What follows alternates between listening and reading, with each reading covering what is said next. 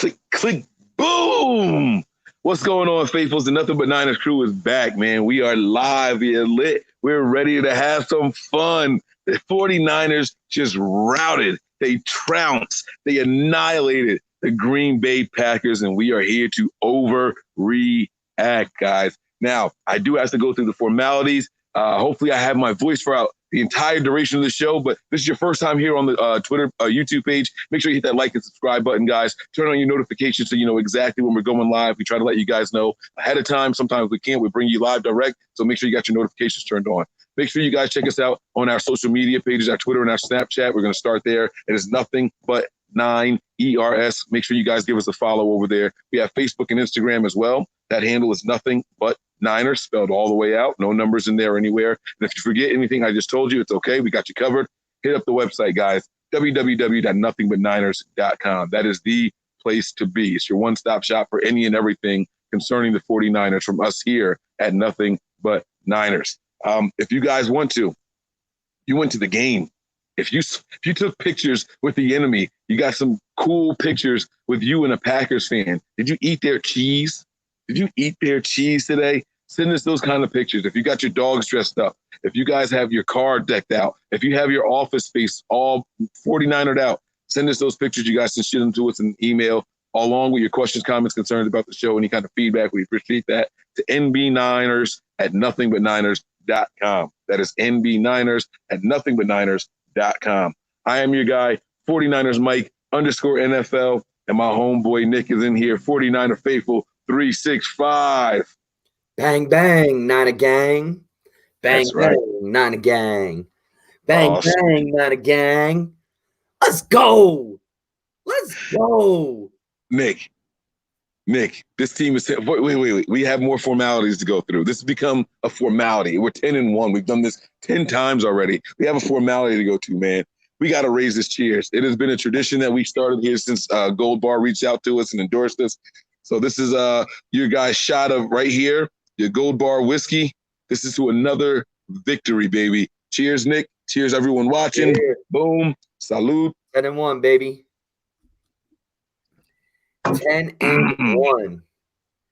Let's go. I got to stop taking shots of whiskey, bro. Also, I'm not. Also, before we start, I want to thank everybody who participated in the Gold Bar Whiskey Jimmy Garoppolo jersey giveaway over this last week or last 3 days. Gold Bar gave us a Jimmy Garoppolo jersey to give away. Make sure you guys go over and like Gold Bar Whiskey on Facebook, Instagram, Twitter, wherever you are out on social media. And congratulations to Cassandra Kelly is the winner of that. So congratulations to her. Thanks for all the support. Thanks for the support with Gold Bar Whiskey, and congratulations to you. Yes, sir. Yes, sir, man. That was awesome of them to they have been really hooking us up, man. I don't know why they like us so much because actually, yeah, I do. If you guys saw a couple of episodes ago when Mike and I were over here with slurred speech, that's exactly why Gold Bar Whiskey likes us so much. Slurred speech and falling asleep. Slurred speech and falling asleep. Oh, wait, hold up. Yeah. You got to put your head down. Let's go, man. Nick, man, this game was freaking awesome. I'm going to try to control myself and contain it with the cursing and everything. Jerk, I see you. It's all good. Bro, I don't know what else you could have possibly asked for from this football game. This was everything I expected it to be. Everything I expected it to be, man. This game was great. It was a completely one-sided affair. The one drive that they had success on came from on the backs of the referees and the officiating crew. The Niners were any and everywhere. They were like a visa everywhere they wanted to be. We were there. There was nothing, absolutely nothing the Packers could do about it, man. What were your thoughts on it? Did you go to Nuno's tonight? I did go to Nuno's tonight. Now, let me ask you this question. What environment do you think was more live, Nuno's or the actual stadium? Oh, well, obviously the actual stadium. You could hear them. I saw some of the videos you sent and things like that when I checked my phone. Levi has been under the radar this entire year. And we talked about in the beginning of the year. We talked about the stadium and how we can get that home field tradition. And basically when we were talking with, Robert Alberino and all them, when we came up with the all gas, no break chant to start at Levi was you got to start winning and the energy will come. And I've been to the home opener this year. Obviously the home opener, Washington, Tampa, Cincinnati, and the fans and the faithful have been traveling well, and they never give up. Like, Mike, I know we were at the Pittsburgh game together, right? And I was getting on you about not standing up, right? And, how was it tonight? Like, that is such a great question. So, like you were talking about, we've traveled between you and I. We have traveled in enemy territory, home games, and back and forth and all over, right? And there has not been a single environment that I've ever experienced at a football game before where the entire Spencer's on the field. I have never experienced anything close to that, bro. I've seen like the entire stadium stand up on third downs before, right? Or if they get a sack on first down, the stadium stands up because they're cheering the sack, and then they're up for second and third down, right? I've seen that. It did not matter. As soon as the defense stepped on the field in that stadium, everybody was up. And if you didn't want to get up, you had to get up because people in front of you were standing up. You couldn't see anything. It was complete unity. The entire stadium was unified, man. It was incredible. I have never in my entire life experienced anything like what I experienced tonight, man. It was beautiful. Absolutely beautiful. Look, man, it was like I said, I've been to a lot of away games this year, only the home opener, but everywhere I've been this year, the faithful have traveled well. They're cheering when they need to. They're being they're being in sync with each other. The defense chants you can hear on TV. Look at my man 49er Hodge. Yeah. There you go. What up, Nick? What up, baby? What a win tonight, huh? What a win. What a win. Hi, Connie. Connie's here too. Let's go. Let's go. Let's go. Oh 10-1, man. Levi's was rocking tonight. Yeah, hey, hold on. So, Hodge, let me ask you guys this. You guys are season ticket holders, so you've been to a few games. A few. Just a couple, a few games. But I want to ask you this. Is tonight the loudest you've ever heard it? You were there Monday night. So how did it compare to Monday night's game? It was loud. It was loud. God, it was loud. Close. And you know what? There was like a lot of Packers fans there, like probably like a third, and they were quiet. They were quiet, and we were way louder. Like the people that were there put in so much energy. They tried a few Go Pack Goes, but yeah, it was sad. Funny. It was really sad. And we worked it. Depressing. So I said this to Nick, and I want to ask you guys this, right? I told Nick that I've been to a lot of away games. So I've been in enemy territory. I've been to a couple of home games, right? I have never experienced when the defense is on the field from first all the way to fourth down where the entire stadium is standing. Yes. You guys have been to a bunch of games this year. Is that like it's just a 49ers thing now, or was tonight the first time it was like that? You know what? Tonight was the most standing that everybody's done. Makes sense. It was. It was fantastic. I always stand. That's just who I am. Right. Me too. Yeah. And it's weird because you hear about the 49er fans that used to complain about people standing. Sit down. Not anymore. It's over. Because it's expected. It's over. At the stadium, they want everyone to be loud. They put those things up everywhere. Get loud. They want you on your feet. Mm-hmm. If someone complains now, it's who are they going to complain to? Yeah. The people asking them to get loud? Yeah, exactly. Exactly, right? The stadium is made for fans like us again. So we're back, baby. We're back. We're back. 10-1. That's the way that's the way that we should roll tonight, guys. And if you guys don't know who this is, that's 49er Hodge on Twitter. So go ahead and give him a follow if you're on there. Connie, I don't know yours offhand. It's 40. I think my team is cooler than yours. That's what it is. My team is cooler than yours. Holy shit. Go Niners. I love it. I love it. You said it. I don't know if they know. Everyone knows who he is. The flag has been on the show more than once. And where's that? There it is. There it is. More screen time for that flag, baby, with all those signatures on it. Flag Adventures. You guys make sure you give that account a follow as well. Faithful flag. Let me get the cigar away from it. Signatures on here. We are in there, including baby. Nick's. Let's get Nick's on there. Look, it's huge. You can't miss Nick's. Look at that, baby. Let's go. I was the 18th flag bearer. If you guys are interested in doing the Faithful Flag Adventures, which is a great thing that Hodge does, sends the flag worldwide. But if you're in Canada, make sure you bring it back or send it back. Oh, shit. So we on that tonight, Nick? That's how we're doing this tonight? Yeah, we on that tonight, baby. Look, Hodge is the original bearer of the flag. Wears it like a cape. Love it, love it, love it. And if you are interested in that, give them a follow on Twitter at 49er Hodge and Faithful Flag Adventures. And maybe you will be the next lucky bearer of the Faithful Flag. Baby. But you got to give it back. Yeah. If it's overseas, you better send that shit back or I'm coming. I'm coming for you. Oh, my God. Yes, I'm calling people out tonight, just like the Niners just called Aaron Rodgers out, baby.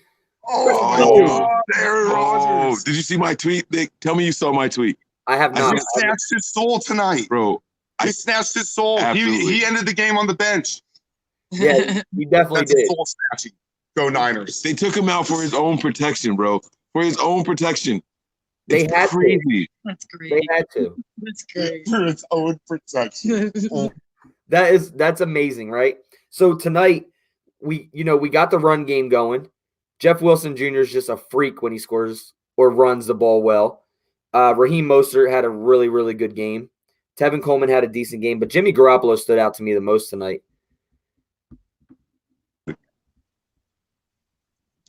Jeff Wilson Jr. Yeah, you said you want. Go ahead. He is. I underestimated Jeff Wilson Jr. Like I thought he was just your average, Your average Joe. Time a running back, but he's not. He's special. That he is bad. He's a bad dude. He's really. Mike has been laboring for him all year, and Anthony as well. And the same thing with Raheem Mostert. I wasn't big on Raheem Mostert and saying that his ability, hasn't had the opportunity to run the football. That special tackle Mostert had tonight. Oh my God, that was just in person. It was watching him fly down the field and just. Man, you can't get away from him. Yeah. He's bad. Yeah. And then and you know what was crazy about that? He had just run the ball on third down. I thought he was going to be winded. Yeah. I thought he was going to be winded. No, he got up, lined up, and then boom, made that amazing tackle. Was that in the third quarter or something like that? Yeah, I think so. Oh my God, it was absolutely incredible, man. Oh, I'm sorry, Nick. Go ahead, Nick. No, you're good. You're good. I was just saying about Raheem Mostert. I got to eat a little bit of crow on him. Jeff Wilson Jr. as well. They're both filling in pretty well. And man, I hate to say this, but Matt Breida's on a contract year, and you got young guys like Jeff Wilson.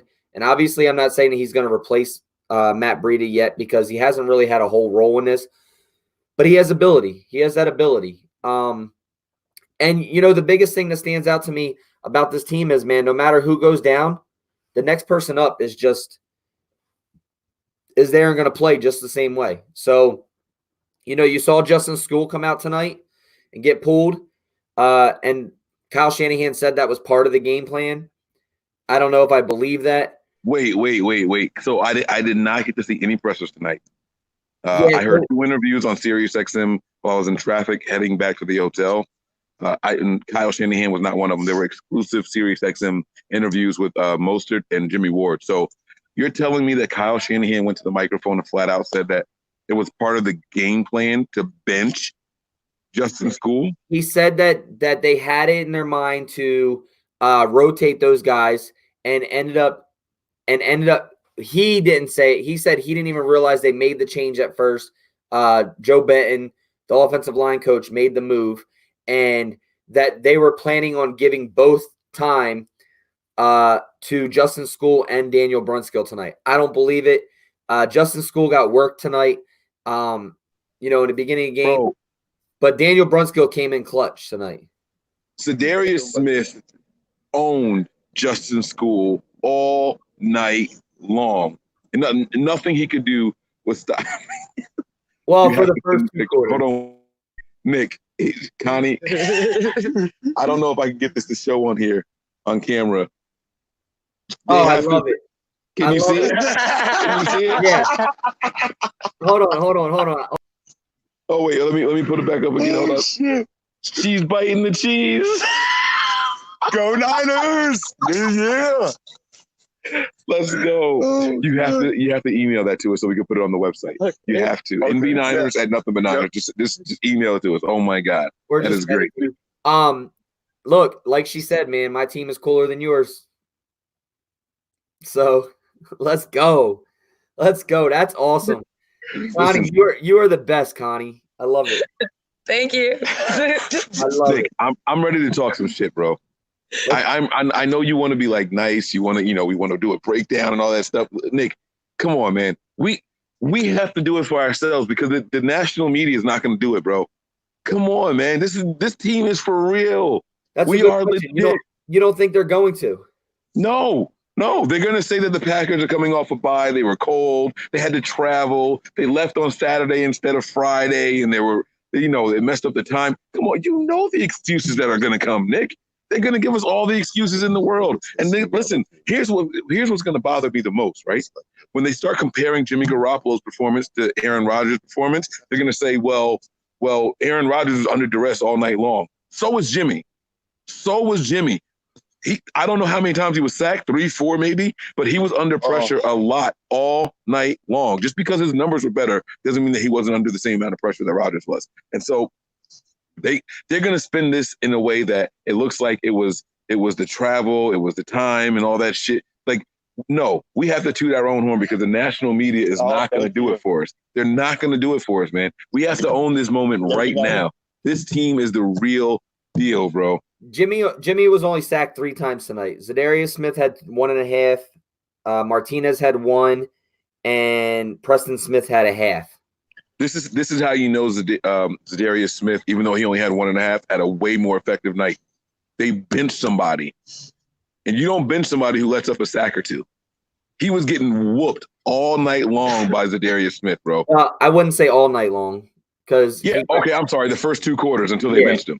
I was just saying, I wouldn't say all night because technically it wasn't all night, but but yeah, I mean, Daniel Brunskill.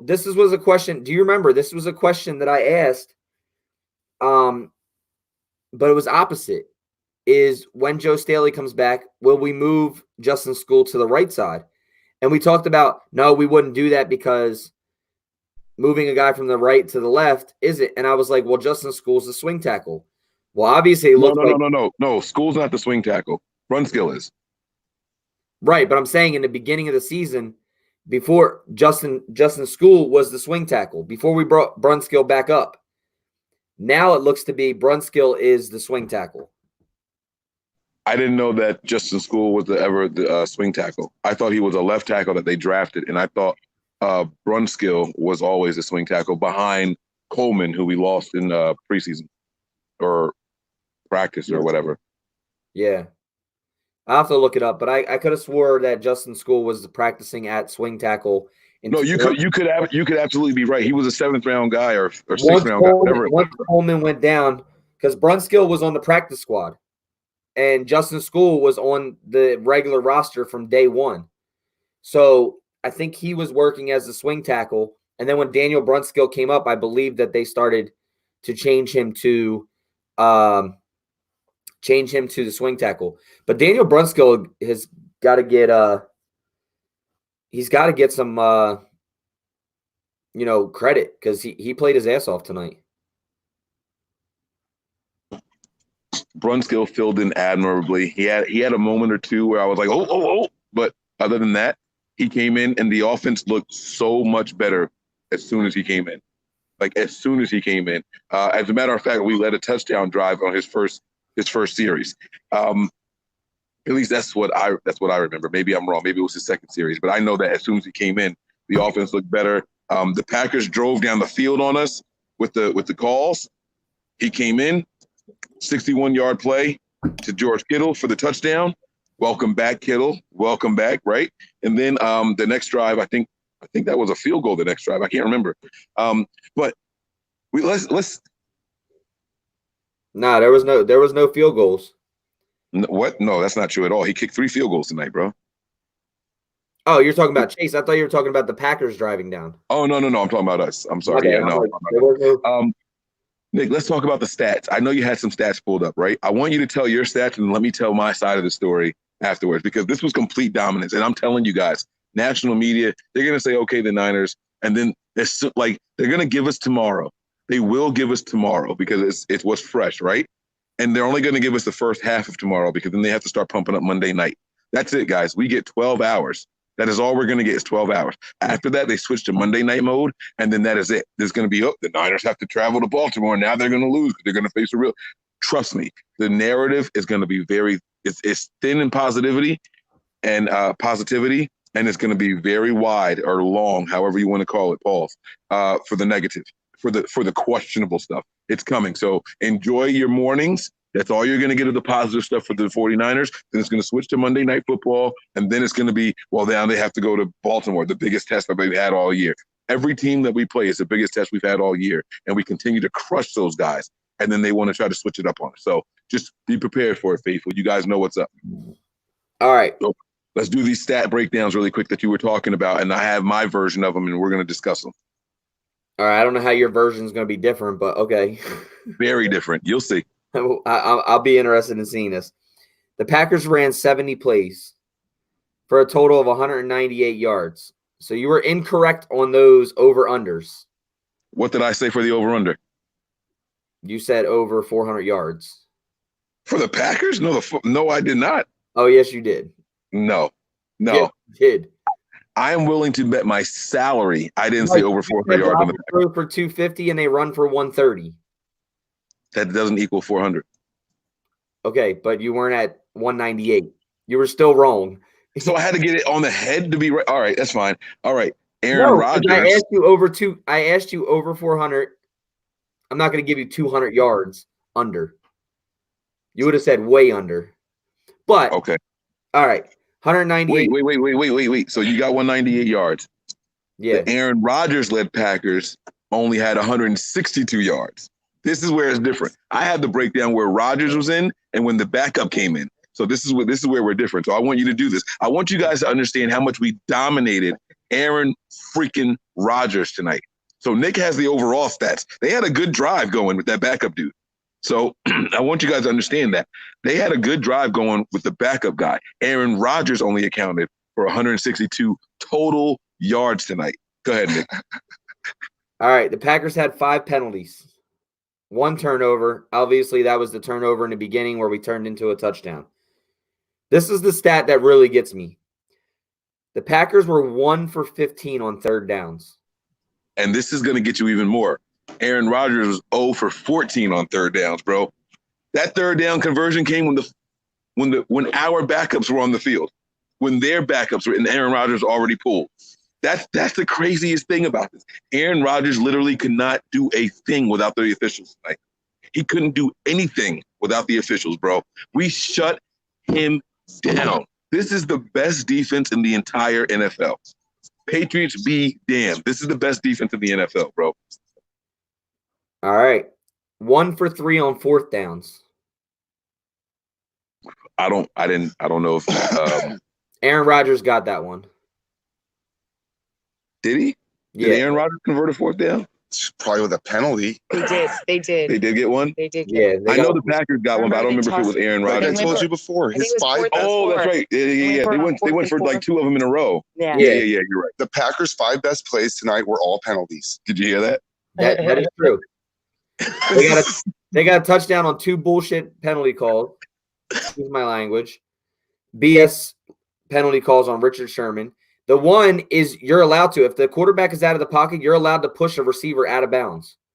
And that's what Richard Sherman did. And they called a pass interference call on that, or illegal contact, illegal tackle. I see him. Yeah, that was a BS call. That was like, when they showed the replay in the stadium, it was like, what the hell did Richard Sherman do? It was crazy. It was crazy. But I saw a message in the chat. I don't know how old it is. It's from Tim. There were a lot of obscenities being yelled at the refs. Oh yeah. No. We wanted the refs' heads. We wanted their heads. Tim Mobler, Mobilr. He said, Mike, you called it last night. I was trying to tell Nick. I need you guys to let me know if I was tripping. I told Nick and Tony, I believe, right? Was Tony on with us? I don't remember. I told you guys that we dominate this game, and I said I don't even think it's close. And Nick was like, "No, you said we were going to win, but you didn't say it like that." Bro, score-wise, you did not have them scoring 8 points and being dominated the way they were. No, I said 31-17, so I was a touchdown off. Bro, but the yard-wise, you were way off for that. You did not call dominance that bad of shutting Aaron Rodgers down as bad as we did. Bro, please, people, if you guys watch this, because remember I said I don't want to do a bold prediction because it's going to look like a complete homer piece if I do based off of what I think. I swear to God, Nick, I did, bro. I swear to you, I did. Mike, I would have called you silly live on YouTube if you said that we would have held Aaron Rodgers to under 100 yards passing. I would have called you silly. We didn't hold him to under 100 yards. You keep saying that. We didn't. He had 104 after they subtracted for the sacks and everything. It was 117, 104. 105 yards. I would have still called you silly. And I said that I listen, you're right. I didn't give you the opportunity to call me silly because I specifically said I don't want to specify what I think because you're going to think I'm crazy. I said we're going to listen. I said we're going to dominate this game so bad that it's not even close. This game is not going to be close. I swear to God I said that, bro. Right. You said that we would dominate the game, but you didn't go in to say how bad we would dominate this game. Dominating the game, dude, we didn't dominate this game. Like, we destroyed this game. Like, we didn't just dominate this game. Dominating is 31-17, like you said. Not holding Aaron Rodgers and their offense to 8 points and under 200 total yards. That's beyond dominating. So I'm still wrong. Okay. No, I didn't say you're wrong. But you just sat here and said that you didn't say that exactly because you didn't want to be homerism. So you didn't say that on the show. You said we would dominate, but you didn't say this bad of domination. You said 31-17. That's domination. But you didn't. I can't give you that you called that this game would end up the way that it did with yards with Aaron Rodgers at the helm. Can't do it. Can't do it. Come on, bro. I was so afraid to tell you how one-sided I thought this game was going to be that I just said I'm not going to give the details. Exactly. You were afraid to say it, so you didn't say it live. Exactly. That's what I'm just telling you. All right. All right. All right. You said that we would dominate. I'd give you that. I'd give you that. But if you would have tried to tell me yesterday that we were going to hold this Packers offense to under 200 yards, I'd have called you silly. And everybody else would have called you silly. Because there's no bro, I told you that remember the first down thing? You asked me 6 or more first downs in the first half. I believe that was the number you put it on, 6, right? You said they would blow that out. And they did. They got a lot of first downs this game. They did. Bro. But they had more first down than the Niners did tonight. Yeah, they had 19 total first downs. And how many did we have? They had more than us. Yeah, that's we had 16. But they ran 70 plays. And I also asked you with or without penalties. I was very specific in these questions because you had a lot of good questions for your over-under segment. And I was like, is that with or without? Like, bro, I'm telling you, I was locked into this game from the beginning, bro. I knew that the referees were going to help them a lot. And I knew that we were going to, bro, I don't know how people didn't know this was coming. Like, we just match up so well against this team. Talk. I'm not even going to talk by talk. Talk your shit. Talk your shit, Eric. I knew it. I mean, yeah, I always know it. But hell yeah. Did we whoop that ass? Let me ask you a quick question. You're right, though. It was more than domination. Like seriously, they had to put Aaron Rodgers on the bench. Right. They had to put him on the bench.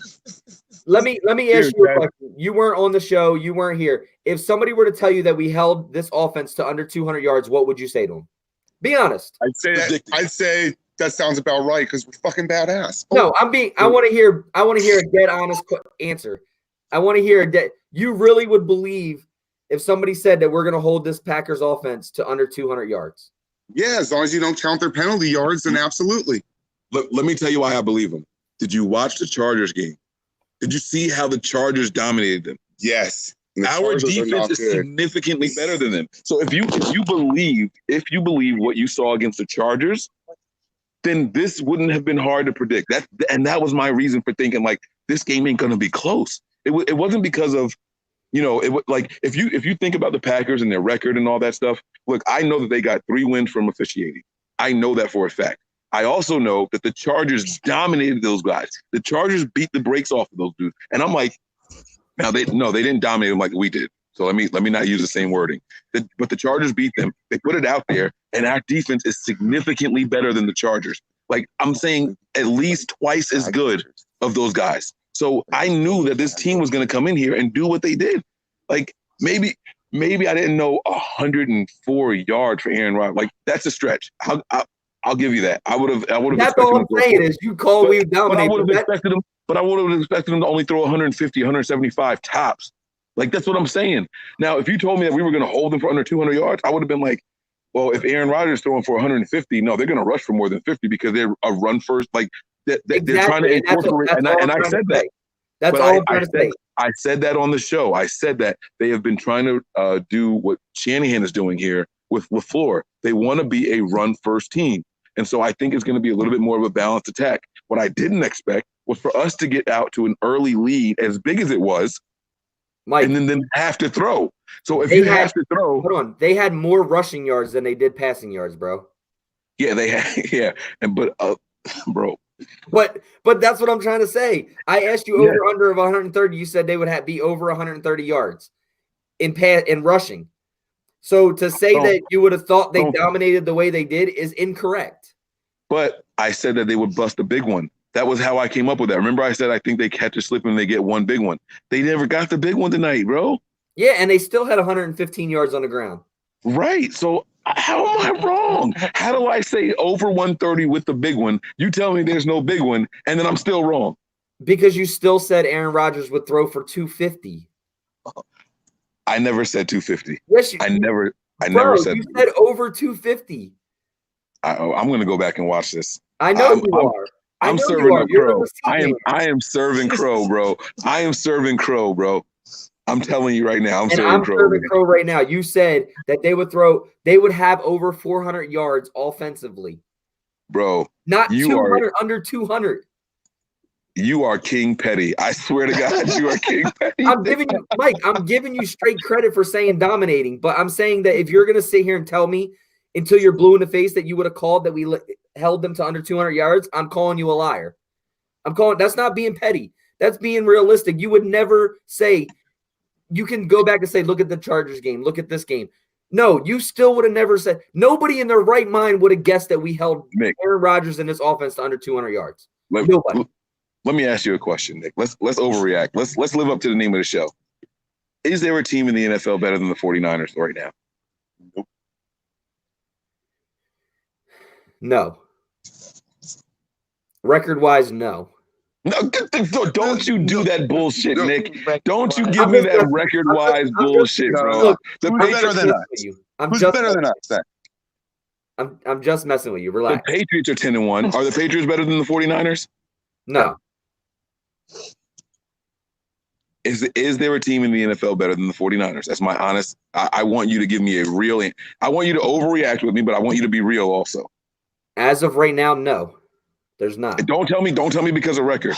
I'm talking about when you look at the talent on the team, the way that you have to include every aspect of the game. Talent. You have to include play calling, coaching, everything across the board. Is there a better team in the NFL than the 49ers? And I said I want to make sure. I don't want you throwing in some little BS caveat that you're catching me on later on. Don't tell me record wise like you just did. That's why I'm asking.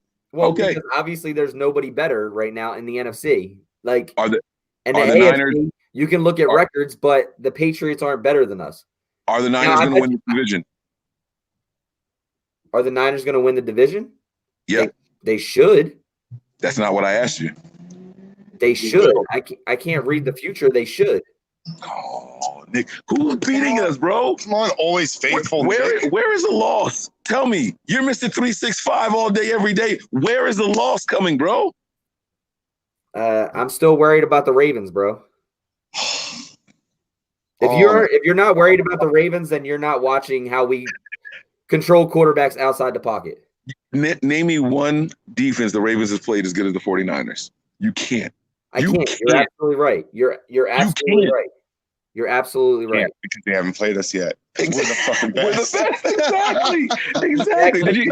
Hi, say it again. Eric, say it again. They haven't played a defense as good as ours because they haven't played us yet. We're the fucking best. Yes. This is true. Yes. This is true. Nick, there's not a team in the league that can go toe-to-toe with us, especially if we're healthy. Especially if we're healthy. You give me a healthy, when I say healthy, I don't mean all the guys being healthy. I don't mean every single one of them. What I don't want you to do is take away both of my tackles, take away my tight end, take away my top 2 wide receivers and a running back from me on offense. You get what I'm saying? Don't take away 6 of our 11 starters on the offensive side of the ball. You know what I'm saying?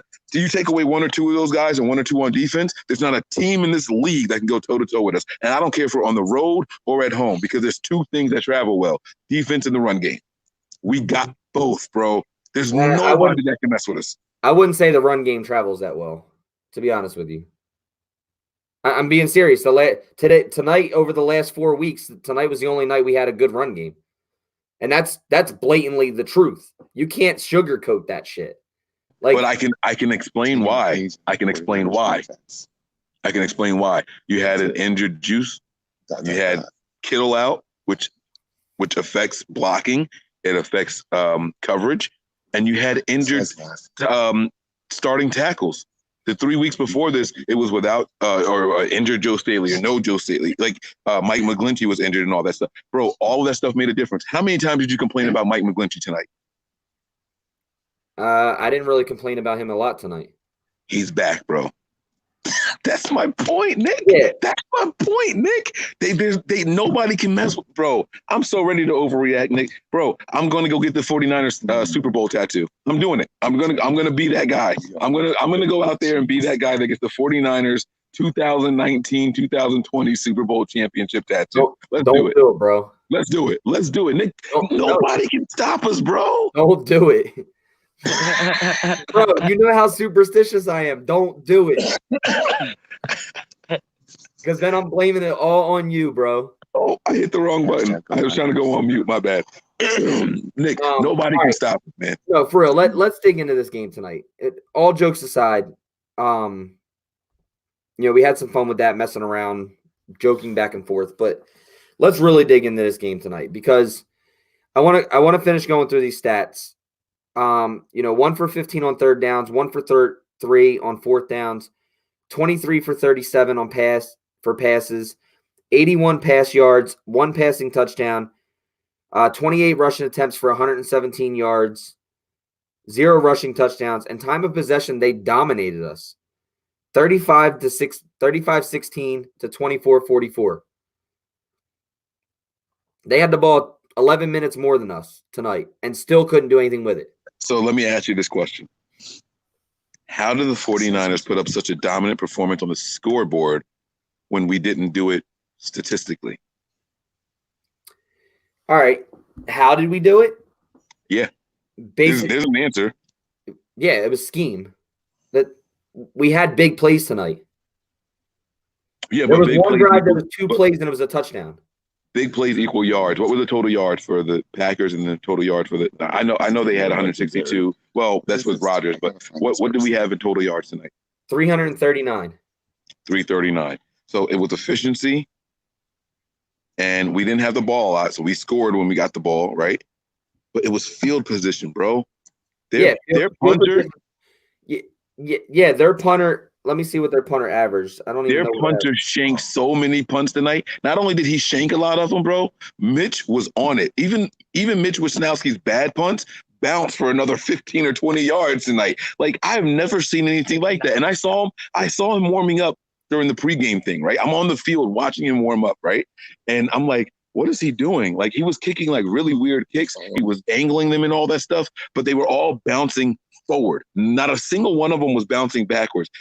I'm lying. He did it twice, right? But then he would come back and do the same exact punt again, and then it would bounce forward. And I'm like, what is he doing? Like, I don't understand why he's punting like that. And then there was some of them where even while he was practicing, he looked like he was rushing himself, maybe like trying to create a situation in his head or something. I don't know what he's doing, right? I'm just watching it, right?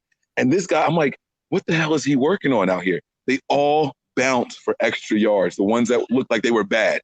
I swear to God, there was a punt that looked like it traveled 35 yards in the air and ended up being like a 49-yard net. You know, like I'm like, how? Mitch was on it tonight. Everybody who talks all that crap about we shouldn't have got this punter in the 4th round. Look at the yards returned against this punter, and you'll see the difference. You'll see the difference. Yeah, overall this year on return yards, yeah. Right, because Mostert's a badass. So this is what Mitch knows. He knows that I've got the fastest gunner in the entire NFL. So what that means is I can hit a line drive, and he's going to get there at the same time. Yes. I don't have to put air under it and wait for the slower guys to get down there. I've got the gunner, and he knows that it doesn't have to be a 50-yard punt to net 42. Yep. I can net 42 by punting 45, and he's right there. It's an amazing thing to watch, man. This team works so good together, man. This is the best team in the NFL. I swear to God, this is the best team in the NFL, man. Well, you gotta give credit to Emmanuel Moseley too, because it's not just Raheem Mostert. Because Raheem Mostert's matched with Emmanuel Moseley on special teams right now. That's true. Yeah, Hodges over here saying that's true. That's very true. Yeah, they're doing their things, man. I mean, you can't just give all the credit to Raheem Mostert. Emmanuel Moseley's been balling out on special teams as well. Scott punted tonight for a total of 6 times, 37.2 average and a 34.8 net with a 41 long. That's what his punting yards were tonight. And we started. Wait, say that again. Tell me that again. 6 punts for an average of 37.2 yards, 34.8 and a long of 41. So it's all about field position. And let me tell you why those numbers seem deceiving, right? It depends on where you're punting from. If you're punting from your own 40, you can't boom them. You know what I mean? You're not going to get a 60, 70-yard punt because you're already at your 40 when you're kicking it. You know what I mean? So, and then you also got to remember how far back do they snap the ball on a punt? That's something else that drives me insane because the punts are meant to be from the line of scrimmage, not from where he kicks it from. Yeah, it's like 11 yards.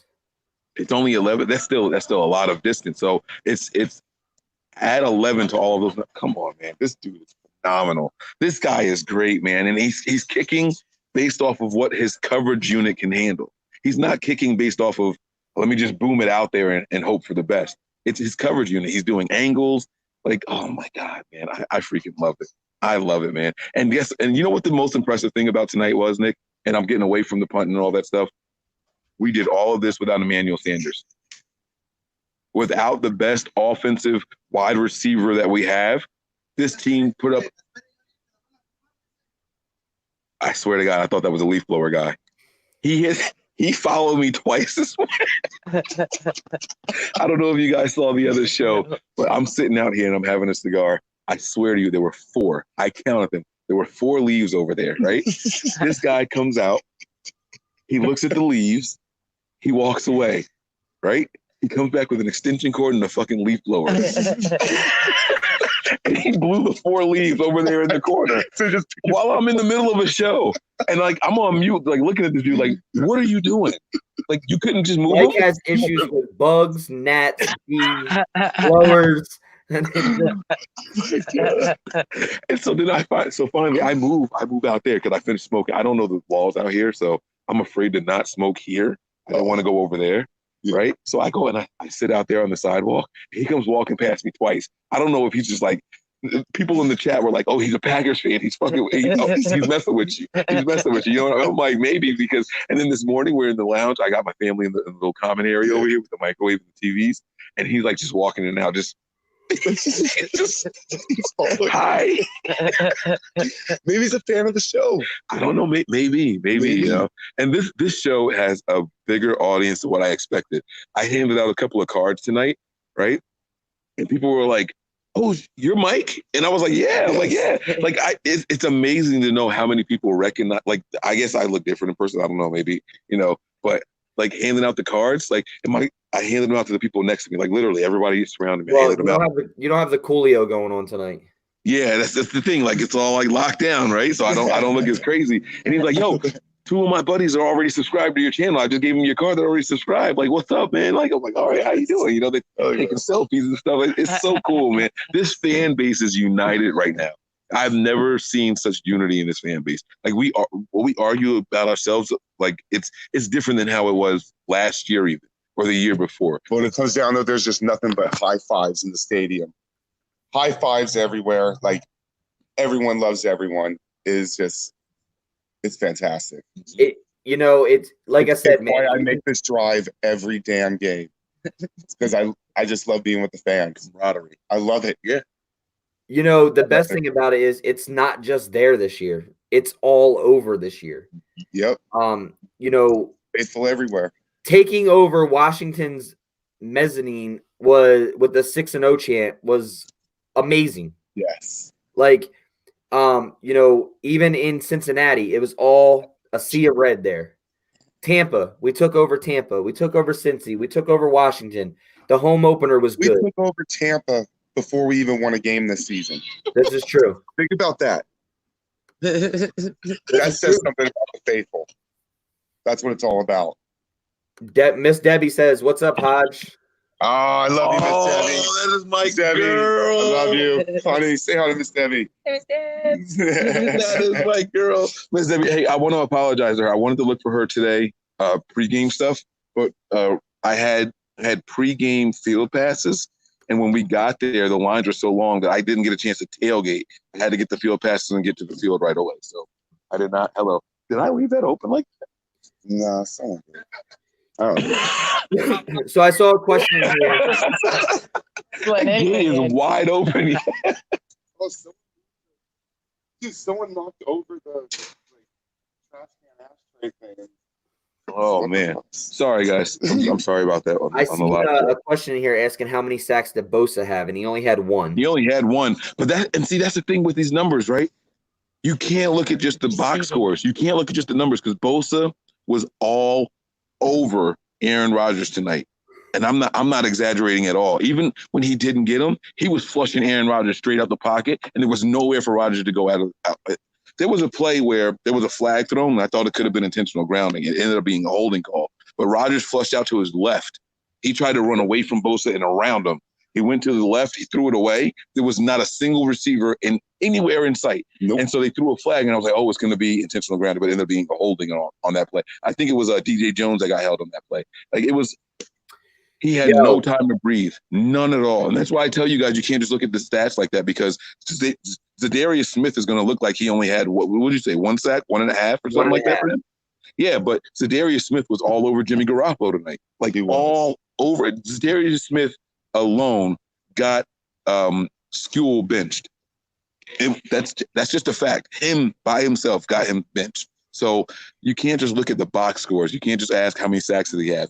They were all over these guys. Now, does what you're looking at, Nick, does it show hits? Does it show quarterback hits or hurries? No, I'm not on that site. I just pulled up on the actual game site. My bad. You mentioned a guy's name, DJ Jones. You see the difference in our run game, our run defense with him in here? And I said this on the show. Talk your shit, Nick. Talk your shit. Yo, my man was doing the center and the guard dirty. For as big as he is, as fast as he is, it's just insane. He only had 4 tackles tonight, no sacks, right? But this dude is balling, like balling. You go and you look at his play. He clogs the middle. He's good against the run. He gets in against pass rush. But he's got this swim move that is so fast. It's just a quick dip and he's around. Like, impressive. I said this on the show earlier that our run game, getting him back, or last week, I was saying Sheldon Day, you could see a big difference between Sheldon Day in there and DJ Jones. And DJ Jones just showed again tonight as why we're so dynamic. And yes, they rushed for 117 yards tonight, but not a lot of that was up the middle. That was getting the edges on the outside. And in this defense, you got to be able to, they can't run up the middle against us. Fred Warner had a couple good sticks tonight. Fred balled out tonight. Fred balled out. From what I saw, he balled out. I wanted to ask you about that. What do you think about those angles tonight, Nick? I haven't really had time to dig into it. I mean, obviously, Neither of us have. Let's overreact. Come on. From what I look like, from what I saw and what it looked like, he played a hell of a game tonight. He played a hell of a game. And I'm gonna pull Kyle Shanahan here, like we always say. Well, from what I noticed, I didn't call his name that much. So until I go back and watch the tape, you're always gonna find something on tape to pick about. And which, if you don't eat 10-1 or not, these coaches are still gonna find something to pick on. But the best thing I saw about Warner tonight was hole filling. This guy was filling gaps like there was no tomorrow and laying the stick tonight. You're absolutely right, bro. Like it's incredible, man. Fred Warner was good. Like you were talking about DJ Jones before, he was good. Drake Greenlaw looked really good tonight. Like there's not much to complain about on first glance. That's what we're doing. We're overreacting to the live. We haven't nobody has gone back and watched film on this yet. We're overreacting to the live. I think if you had to find a flaw in tonight's game, not counting flags, because I saw a couple of messages in there. How many sacks were taken away because of flags tonight? I can remember one in particular where it was like 3rd and 35 or some shit like that. 3rd and 35, and they took it away for a petty-ass penalty and gave them a first down. But there were so many sacks that were just taken away because of a flag. Like, I don't know what the numbers are. I don't remember off the top of my head, but it's bad. It's bad because I was recording a lot, and then if there was a flag on a play, I deleted the whole video. And I know for a fact I deleted like 4 or 5 videos tonight. Not saying that those are all I think Bosa had 2 called back because of penalties. The one on Buckner, the helmet to whatchamacallit, was a tackle for a loss. I don't think that was a sack because it was a running back.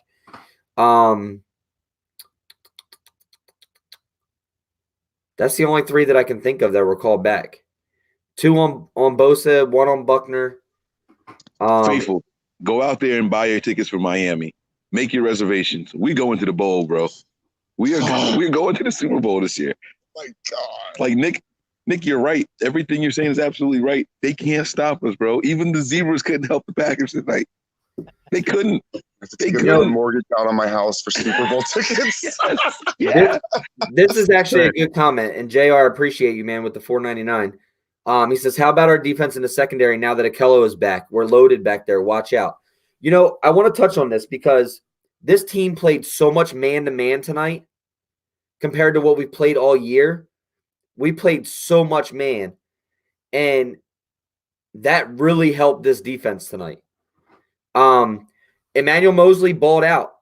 And then, I was talking to NY before the show or on the show before the game, and I said I didn't really want to see Emmanuel Mosley and Akello Weatherspoon switching back and forth. And it looked like they started with Emmanuel Mosley and then took Emmanuel out and brought Akello in, and Akello balled out too. So it's definitely a good thing to have, and we're going to get Jason Verrett back, whether people like him or not.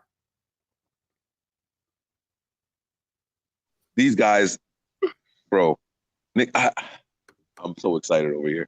I can't control myself right now. Nick, I'm all over the place, bro. I can tell. It's your boy Eric's fault. I swear to God, it's Eric's fault. Sorry, Nick. We're over here trying to figure out how to get Super Bowl tickets right now. Like that's what's happening right now, Nick. I'm gonna have to get another mortgage on my house, whatever. It's gonna have to happen. Look, and Connie, she's not gonna stop me because she's terrible. She's gonna egg you on, bro. Yeah. But it's different in my house. Before forever. She's saying, do it. Well, this is like 6 these freaking holes before you go anywhere else. Right. Miss Debbie Ryan, Miss Deb says she's streaming the game on Nothing But Niners Facebook page right now. I started streaming it before you guys came on. Sorry to bump heads, but can't stop it now. No, absolutely not. Keep it going, Miss Deb. Look, I'm sorry, guys. I'm just a big, firm believer of not counting my chickens before they hatch. And that's the way I am. I bought hold on. Be one of those. Let me explain this to you. I bought Super Bowl tickets, and I had to go and watch Seattle and Denver play each other. Bought Super Bowl tickets, 4 of them. 4 tickets. And what happened? We got jinxed. I'm just saying. That team was a good team. I get it. But what you should have done was just resell them. Mark them up, double, triple what you paid for them. You still don't pass up an opportunity to go to a Super Bowl. It's once in a lifetime thing, bro. If it's 2 teams, I'm definitely not watching I'm not watching the Seahawks in the Super Bowl. I'm sorry. I'm not. What's up, Marcus Bailey? Salute to you, dude. I like that. I'm not $10,000 donation, Marcus. I love it. Oh no, never mind. It's only $10. I don't want to freak you out too much. No, never mind. You reminded me of a tweet I saw. That's funny though. But no, I'm not watching the Seahawks in the freaking Super Bowl. I couldn't do it. I would rather pull my eyeballs out of the socket with my fingernails. I understand that, but my explanation is I bought tickets and we lost the championship game to go. I jinxed it. And what's different this year, we have an offensive-minded guy running the show. I know Jim Harbaugh was supposed to be an offensive-minded guy, but it was Greg Roman on offense. And it was limited. It was limited. That's a fact. Kyle Shanahan, in games that we start out not doing so well, the second half adjustments for this team are way different than anything. I have not seen a team like this in a very long time. I was talking to Eric about this before we started the show, Nick. He said the last time we saw a team this good was 1994. 1994, bro. Like that, and we bought that team. Yeah, that was a lot of free agents coming in. Like, it was higher for help. Like it was out there. We were taking hits out on the league, bro. Like it's what it was, And like dude, this signed Dion. Yeah, Dion came exactly. Like, bro, this team right now, it's homegrown. It's all our people. It's the undrafted guys, the drafted guys. It's people from the AAF coming in here and making a difference. Daniel Brunskill came in and played significant snaps and looked good. This is stuff that San Diego State. This team has a backup plan for their backup plans. Daniel Brunskill isn't a backup plan. That's not who he was supposed to be. Daniel Brunskill was the backup plan for Coleman, who was the backup plan for Staley or McGlinchey. Daniel Brunskill was the 5th offensive lineman, 5th tackle on this team. 5th tackle. So, look, this team is deep. I give that to you. But I'm still a firm believer of you don't count your chickens before they hatch. I'm sorry, that's just me. No. And I'm not mad at that. But here's my thing, right? You can never predict. I'm counting my chickens. Yeah. Number 6. Number 6 Super Bowl. Here it is. You will never be able to say anything with confidence going forward if everything you say is reactionary. I'm not that type of person. And I get what you're saying. There's plenty of people out there like that. That's why when I made the bet with that guy at the beginning of last season, that this season the Niners go to the Super Bowl, he thought I was insane. I said, no, I see our holes and we can fix that in one offseason. I said, I see our holes and we can address all of them in one offseason. And I think it's next year. That's why I can say things like that with confidence, right? And so for people who have your mentality, Nick, it's like, I need to see it first. I'm not mad at that. I'm never mad at that. But it changes the type of conversation that you can have. It just changes things, right? Like you said, you would have called me crazy if I said that we hold the Packers under 250 yards of total offense today. You said it yourself. You would call me crazy if I said that, right? Because probably 100 times out of 100 times. Yeah, absolutely, right. And I'm not mad at something like that because we haven't seen the Niners go up against a elite quarterback and do that this year. We haven't seen it happen yet, right? So I get that. All the dominant performances were rookies, 3rd or less year starters, you know what I mean? So I understand that I get the logic and I understand why you guys are hesitant to just boldly say something like that, right? But the other side of it is, it's what do you believe? What do you feel? Oh, JD, talk your shit, bro. Like, what do you feel? And I'm telling you, when I come on these shows, I'm telling you guys what I feel. I felt a dominant performance. right? I felt it. I'm looking at everything that happened. I'm combining the two thought processes. Yeah, it's what I feel, but why do I feel that way? I saw what the Chargers did to them. I know our defense is better than the Chargers, and we're at home. We better rock them, right? Like, I can say that kind of thing.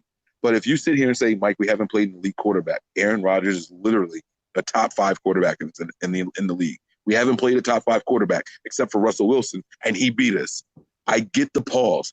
I understand the pause. I'm not taking that away from anybody. The whole pause thing coming back. Pause. not that kind of pause. And I get the hesitation, all right? But what I'm saying is I have to follow my gut at some point, and I'm not afraid to go out there on that ledge. That's why people think I'm crazy. That's why people call me Hot Take Mike. Like, I don't care about that. I'm going to go out there and say, and if I'm wrong, hey, I'm wrong. I told you guys what I thought was going to happen. I don't mind being wrong. I don't need to sit here and only talk about what already happened. That's it. That's how I feel about it. And this is a perfect conversation for the next game. This is great. David Sum, what a freaking comment. Go ahead, Nick.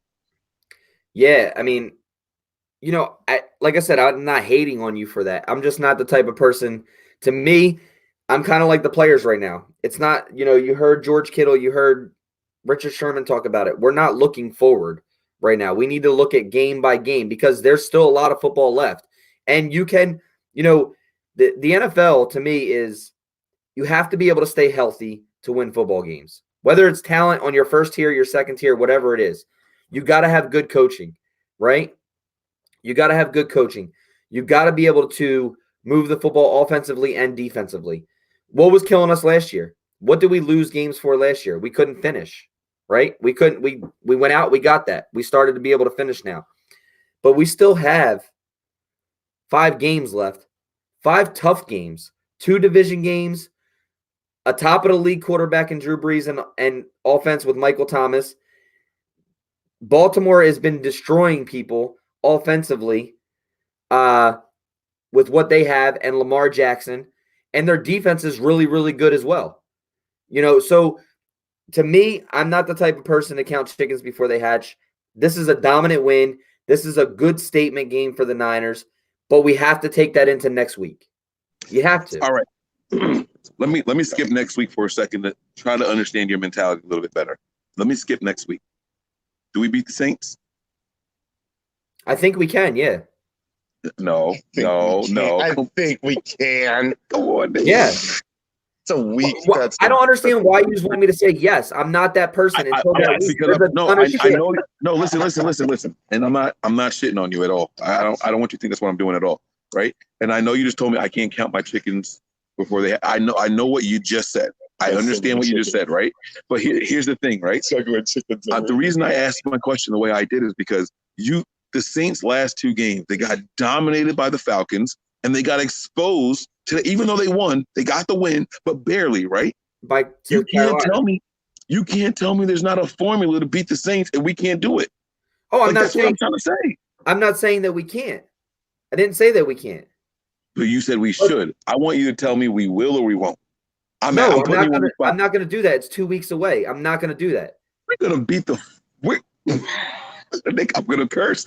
We're going to destroy the Saints. But we are going to destroy the Saints in New Orleans, bro. And that's how you feel right now. And after next week's game, and we come out healthy or make sure that we're okay, then I can go and say that. But I can't say 2 weeks from now that we're going to destroy. Next week's game is completely irrelevant to the Saints game. And I'm going to tell you why. Mobile quarterback versus pocket quarterback. Next week's game will not have.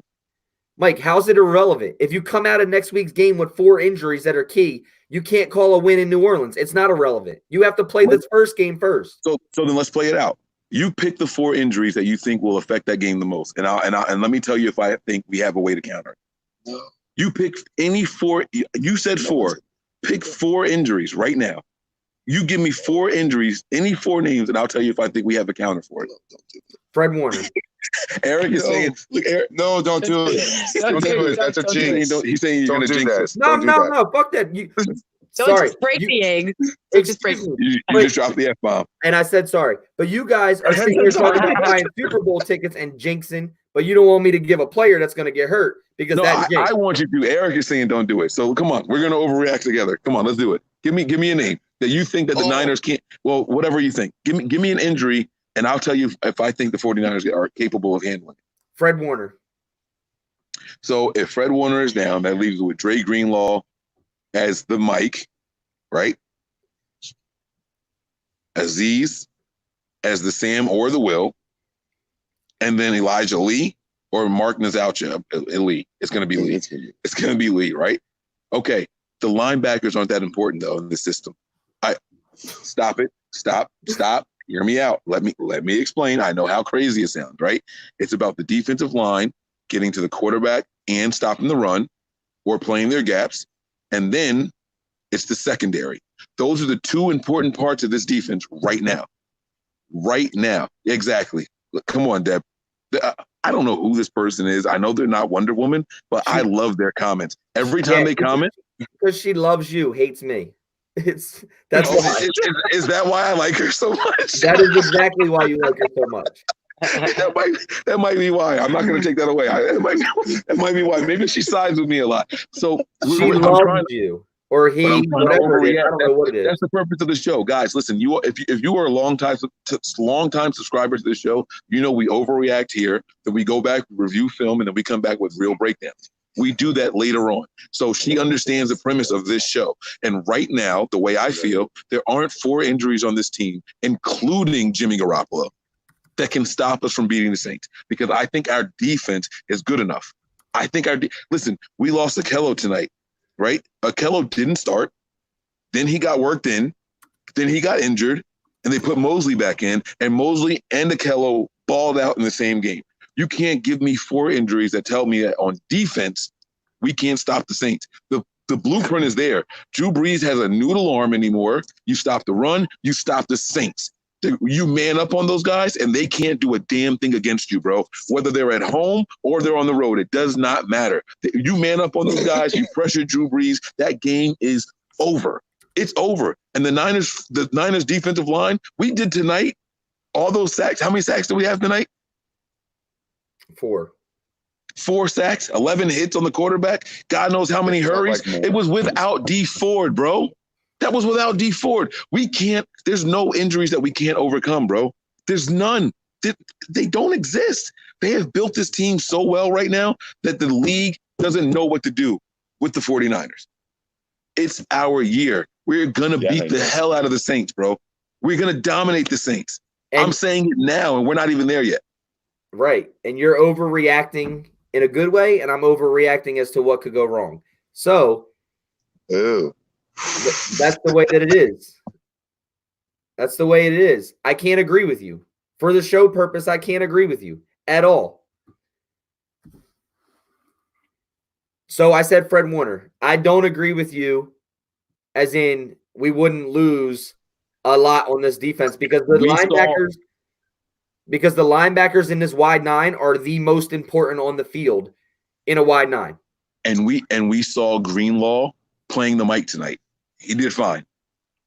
Greenlaw played Mike tonight. When the starters went out, Fred Warner wasn't out there anymore. Look at that last drive again. Don't give me butt. You're talking 3 minutes of a drive, bro. I don't care. I saw what I need. I'm overreacting, Nick. Give me my moment, bro. I'm overreacting. Bro, I saw Greenlaw out there with the green dot on his helmet, and he was calling the plays, and we were just fine. So let me ask you this question. Has anything changed since Quan Alexander left off the field? You want an honest answer? Yeah. No. Greenlaw is better in coverage. I said it. Greenlaw is better in coverage. Tell me I'm wrong. You just rolled your eyes. Tell me I'm wrong. Greenlaw's not better in coverage than Quan? He's better in coverage, but we're also giving up a whole lot more rushing yards since Quan is gone. Greenlaw's a baller. Nick, no, that's not true. Oh my God. True. That is not true, Nick. Okay, it's not true. Okay. It's not. Okay. It's not true. Okay. Okay. I love these shows. I swear to God, I love these shows. I love these shows so much, man. That's not true. That is not true at all. The run game has not suffered without Quan Alexander out there. It hasn't. Listen, let me tell you why I'm so confident, right? Tonight, what we saw was a play that really, really stood out to me. All right. Aaron Rodgers snapped the ball he checked it to someone on the right side of the field, which is where Quan Alexander would have normally played. I want to make sure you're listening to me. Hear me. I know you're typing or something. I want you to hear me, right? They snap the ball. Aaron Rodgers got it. He's running around for his life. He throws it to the right, which is the side that Greenlaw. Well, Greenlaw was there, but it's normally Quan's side, okay? And Quan did this thing where he had a chance to over pursue and go for it, or he could do what he did, and he got wide. He didn't take a single step forward. He widened the stance. He waited for the receiver to make a play, and then he tackled the guy. Now, the guy gained 2 or 3 yards, but had he gone forward and got shook, it was a huge gain up the sideline. It was on the right side of the field. Oh my God, I wish I was taking notes. I have it on video. But Greenlaw showed so much growth in that play to me because Quan Alexander, I guarantee you, 9 out of 10 times would have over pursued on that play because the guy was right in front of him, and Greenlaw. You're sitting here telling me one play that we didn't lose anything by replacing Quan Alexander with Dre Greenlaw. You're insane, bro. It's one play tonight. It's not one play 3 weeks ago when Greenlaw first came in for Quan Alexander. It's tonight. The guy is growing and getting better snap by snap, man. But to say that we haven't lost anything with Quan Alexander is insane. What have we lost, Nick? We haven't Bro, taken a step back. All-pro talent in a linebacker. For a rookie, there's no comparison. There's no comparison to the two. You can't Nick, what have we lost? The run game? No. The passing game? Definitely not. What have we lost? We haven't lost anything. Listen, I told you a while ago that I didn't want to talk about Greenlaw because people were going to think I'm crazy. We have not lost a single thing without Quan Alexander. Nothing, bro. We have. Our rush defense has not been as good with Quan Alexander out. It hasn't. Mike, it hasn't. We weren't allowing 100-yard rushers or rushing touchdowns with Quan Alexander on the field. Once he left and Dre Greenlaw came in, we took a hit. Whether you believe it or not, we took a hit. Believe him. Ali's here. My man, Ali. What's going on, Ali? What you got tonight? Take a cheers with me, bro. What's up? Hey, what's up, bro? 10-1, baby. That's what I got. I want a cheers. What you got in your hand, bro? Nothing, bro. I have no drink right now. God, I'm drinking by myself tonight. Yeah, unfortunately, man. I'm just basking in this win, bro. To everybody out there watching, I'm taking a cheers with y'all. Boom. Salud. Hey, man. Hell of a birthday weekend, eh? Oh, my God. This has been the best. Make sure my wife can't hear me. How far are we into this? She's not watching 1 hour and 12. This has been the best birthday I've ever had in my freaking life, bro. This has been the best birthday weekend of my entire life, man. Oh, my God. Talk about dreams coming true, man. It's crazy, man. It's crazy. What a game. Man. And you know what? Something that resonates with me? You remember last year or when we were bad? I think it was last year. I think you said it. Because we've been doing this for a couple of years now. You said, when we're good. Mike, you listening? Listen to this. This is what you said. This is what you said. And I want you to remember this. You said, when we were bad, you said, when we were good, I'm going to savor every moment. And I want everybody listening to this show or watching this show right now to remember when we were bad. Remember that feeling. And remember how good this feels. Savor every moment right now. Savor it. We're 10-1. We are going to the playoffs. Let's go. Savor this. That's my point, bro. Every year is not a guarantee. Things happen year to year in this league that it just changes.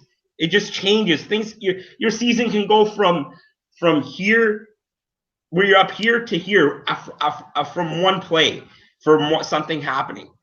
So, I want everyone just to enjoy it. I was thinking about this, like at the end of the game there. I'm like, God damn, this feels good. I'm like, man, it just feels good right now, man. I don't know, man. I'm hyped, man. I'm thinking long term here, man. I'm thinking, yo, we going to the bowl? We going to the bowl, bro? Yes. Yo, we going to the bowl? Yes, we are, bro. There's not a team that can freaking stop us, bro. There's not a team out there that can stop us. New Orleans, I ain't scared of New Orleans one bit. I'm not going to be surprised if we go into New Orleans and we win by 30. He said win by 30. Drew Brees can barely move. That old man Brees with that pass rush. Exactly. Come on. Exactly. Everybody has talked about this 3-game stretch, talking about, they have to be worried about the offenses that they're going to go up against. They're going to go up against New Orleans in the dome, right? All of a sudden, it's the New Orleans Saints in the dome, which is different, right? Somehow, right? But here's my thing. Not a single one of those teams, New Orleans, Baltimore, or Green Bay, have played a defense like the 49ers all year long. Not a single one of those teams is going up against the Packers. The Packers are the closest comparison that you can get to the 49ers, and their pass rush isn't as vicious as ours. It's not. It's not as consistent as ours. They don't have the depth that we have, and their secondary is good. I'm not going to pretend. I think that if there is one thing that's better than them, it's their secondary, because they can play man-to-man and they can lock guys down, right? But we mix in zone, we mix in man-to-man. It depends on down and distance and all that stuff, right? I'll give them that little nod right there for now, because I don't want to sound too crazy on this overreaction show. However, when it all comes down to it, this is the best and most consistent defense I have ever seen. My God, I don't know if he watches the show or not, but I saw Dante Whitner tonight, right? And maybe he recognized me. Maybe he didn't. I don't know. If he watches the show, he might have recognized me. I'm on the game for pre-pass, and he's walking past. I'm like, yo, Dante. He would not look at me. He saw me and looked down and just kept walking. And the girl that he does the show with for NBC Bay Area, whatever it is, she looked at me and was like, Dante, he's talking to you. I'm like, no, it's okay. Let him go. Laura Britt. Let him go. And because on this show, I have said multiple times that Dante Whitner will not give this defense the respect of being better than what they had in 2011, 2012.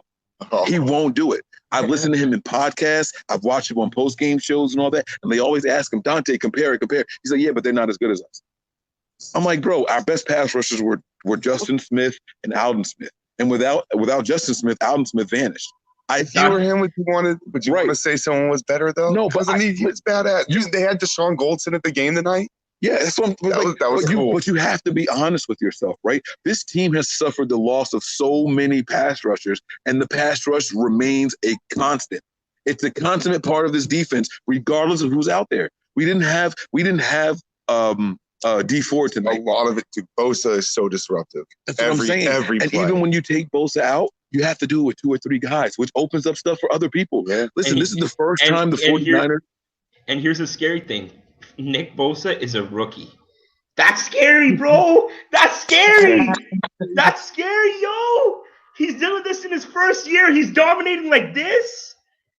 That's going to be he's going to be. Am I about to overreact right now? He could be better than Khalil Mack. He has a higher ceiling than Khalil Mack. Yeah, I said it. He has a higher ceiling than Khalil Mack. The real Mac, Nick freaking Bosa.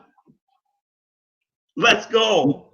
Let's go, baby. Nick, tell him he's wrong. I dare you. Tell him he's wrong. He's talking about potential. Tell him he's wrong, bro. No, he's not wrong. I mean, this kid's a rookie. I mean, why can't I get you to agree with me with stuff like that? Why'd you agree so easily for Ali? Why can't I get you to agree with me like that? Because that's something that is doable. I mean, the kid can, bearing injuries, he's already showing his first year in the league with no preseason, no training camp. Like, the kid's already doing it. So, keep your eyes peeled on Nick Bosa. For all the people that didn't want Nick Bosa, the Ohio State boy, but you're watching a legendary player be born, and that's what you're doing. You're watching that right now. So, oh my God, you guys are absolutely right, man. Hey, Ali, I just want to let you know that you just got Nick on camera to count his chickens before they hatched. Well done. He just told me for 20 minutes that he doesn't do it. That is absolutely great. That is absolutely wonderful. And Terrence, you can buy Super Bowl tickets right now. And if they don't go, you can sell them for more than what you paid for them. I promise you. It's still a jinx. It's still a jinx. Ali, is it a jinx or not to buy Super Bowl tickets? I don't know, man. I'm a superstitious guy, but I don't know. Too. Me too. Oh man, God, we're 10-1 right now. Holy, let's go. You know the only part that I'm worried about. You know what's like a tick, like a gnat. That that little tick and gnat. It's the Seattle freaking Seahawks. Get out of here, bros. Like, get out of here. I don't even know why I call them bro. Get out of here. You guys are annoying, man. And when we play them in week 17, if by chance that our starters are in that game in week 17, I'm going to say it now. We're going to dominate that game in Seattle. I'm telling you guys. Nothing. We are going to dominate that game in Seattle. I guarantee it right now. It's been a house of horrors for us, man. I don't know. I know it's a different year. I know everything, but man, that's the one stadium. I don't know. Maybe it's my own issues. I've had my own trials and tribulations in that stadium because it's right down the street for me. But that's tough. There's Hodge right there. I just typed back for him sitting there. Look, it's Mike. I'm with you, but I think that I'm hoping this game doesn't come down to that week. I think we'll handle business there. I think we have a 2-game lead on them right now. No, they have 8. No, they have 9 wins or 8. It's a one game lead right now. It's still just one. Yeah, because they're 9-2 and they beat us. So if we lose and it comes down to that, the Eagles. Did you guys watch that game this morning? Or yeah, I did. I did. You guys? I did. Yeah. Right. The Eagles could not get anything going on offense. That defense was all over Russell Wilson, bro. And that defense is not. I'm not. No, the Eagles should have won that game. Carson Wentz. Next week's game, not to look ahead too early, it's massive because the Seahawks play on Monday night. So we're going to play another game. We basically going to be playing 2 games before the Seahawks play their next game. We played today. Tell you why. Hold on. I'm going to tell you. Let me just finish here. So it is crucial that we win next week. And I think we got a good shot. But it really sets Seattle back if we can force them into that Monday nighter against Minnesota in a must-win game for them. Yeah, that's it's not even just them too. I mean, did you see the Packers schedule tonight? Like who they have left? The only team that above 500 is Minnesota. That they have left.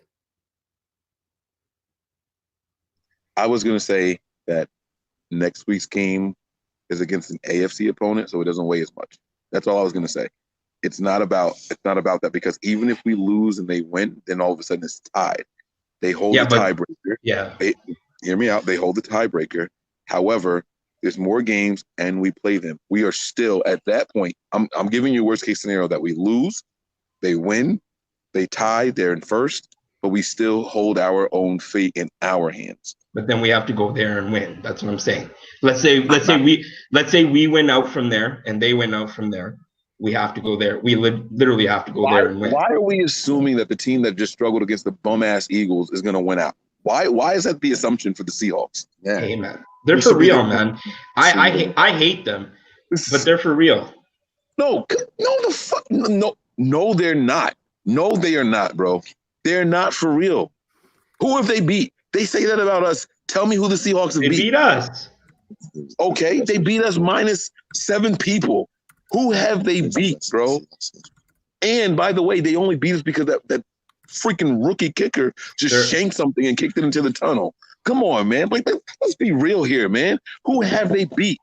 Who have they earned the right? Who have they beat for real? Tell me one team on their schedule that they beat. Other than the 9 people that they beat. Give me a good team. Pull up Seattle's schedule. Tell me a good team that they beat. They played the Ravens and got worked. Yeah, they got whooped by the Ravens, right? Yeah. 30-16. Who else? Who have they played, bro? They barely beat the Browns. Come on, man. We annihilated the Browns. Tell me. Beat the Rams. They beat the Rams by 1. They beat the Rams. Come on, man. Come on. I'm going to show you guys. Beat by the Saints. He's doing the research for us. What was the score when they played the Saints? Saints 33-27 for New Orleans, right? Yeah. Saints don't have this pass rush. Jadeveon Clowney showed up against the Browns Niners by 4 points, and we blew them out. Yeah, common opponents. I think we outscored them by like 34. It's something ridiculous. Look, I'm not worried about the Seahawks. We beat ourselves in all that. right, look. So the Seahawks beat the Falcons by 7. How many points are we going to beat the Falcons by on December 15th? Right here, back here at Levi Stadium. I know it's far away, but how many? I guarantee you, it's more than 7. I'm just saying their schedule is not as daunting as ours. They have Minnesota, the Rams, Carolina, and Arizona, and then they play us. They could win out. Well, other than us. Other than us, I said that. I don't think they're gonna beat us. This team is too. I'm gonna say, Matt, I'm worried about them, man. I'm being honest with you. I'm not, bro. They really don't. The way that we played against them, and as butthurt as we are, is the way we lost. We lost that game ourselves. We beat ourselves in that game. And the next time we match up with them, we're gonna have Kittle back. Kittle didn't play in the Seahawks game, so like Kittle's huge. Emmanuel Sanders is huge.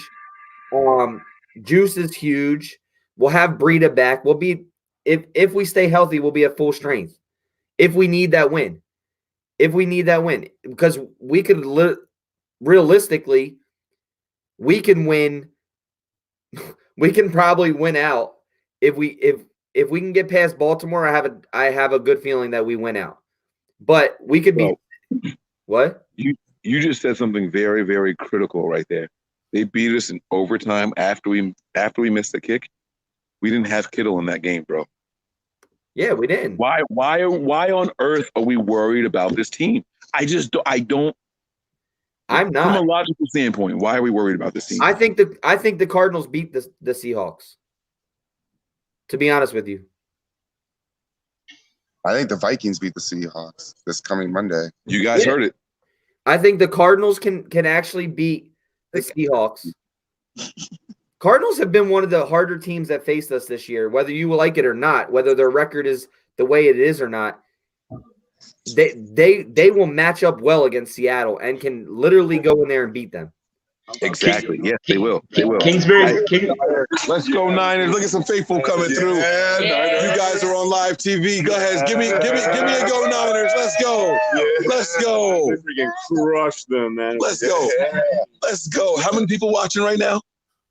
410. 410 people watching right now. Go Niners. Let's go, baby. I had no idea it was that many people watching. You never warned me. I'm out here acting a fool when there's 400 people watching, bro. Yeah. Hey, how many likes do we have on the show? I don't know. I can't see it on this part. I have to go. 105 right now. 112. If you believe that the Niners are the best team in the league, hit that goddamn hit that like button right now. Hit that like button right now. If you believe the Niners are the best team in the league, hit that like button right now, bro. I'm not asking questions. I'm not asking for you guys to type I believe, I don't believe. Hit that like button right now if you believe the 49ers are. And if you already hit the like button, type in I believe.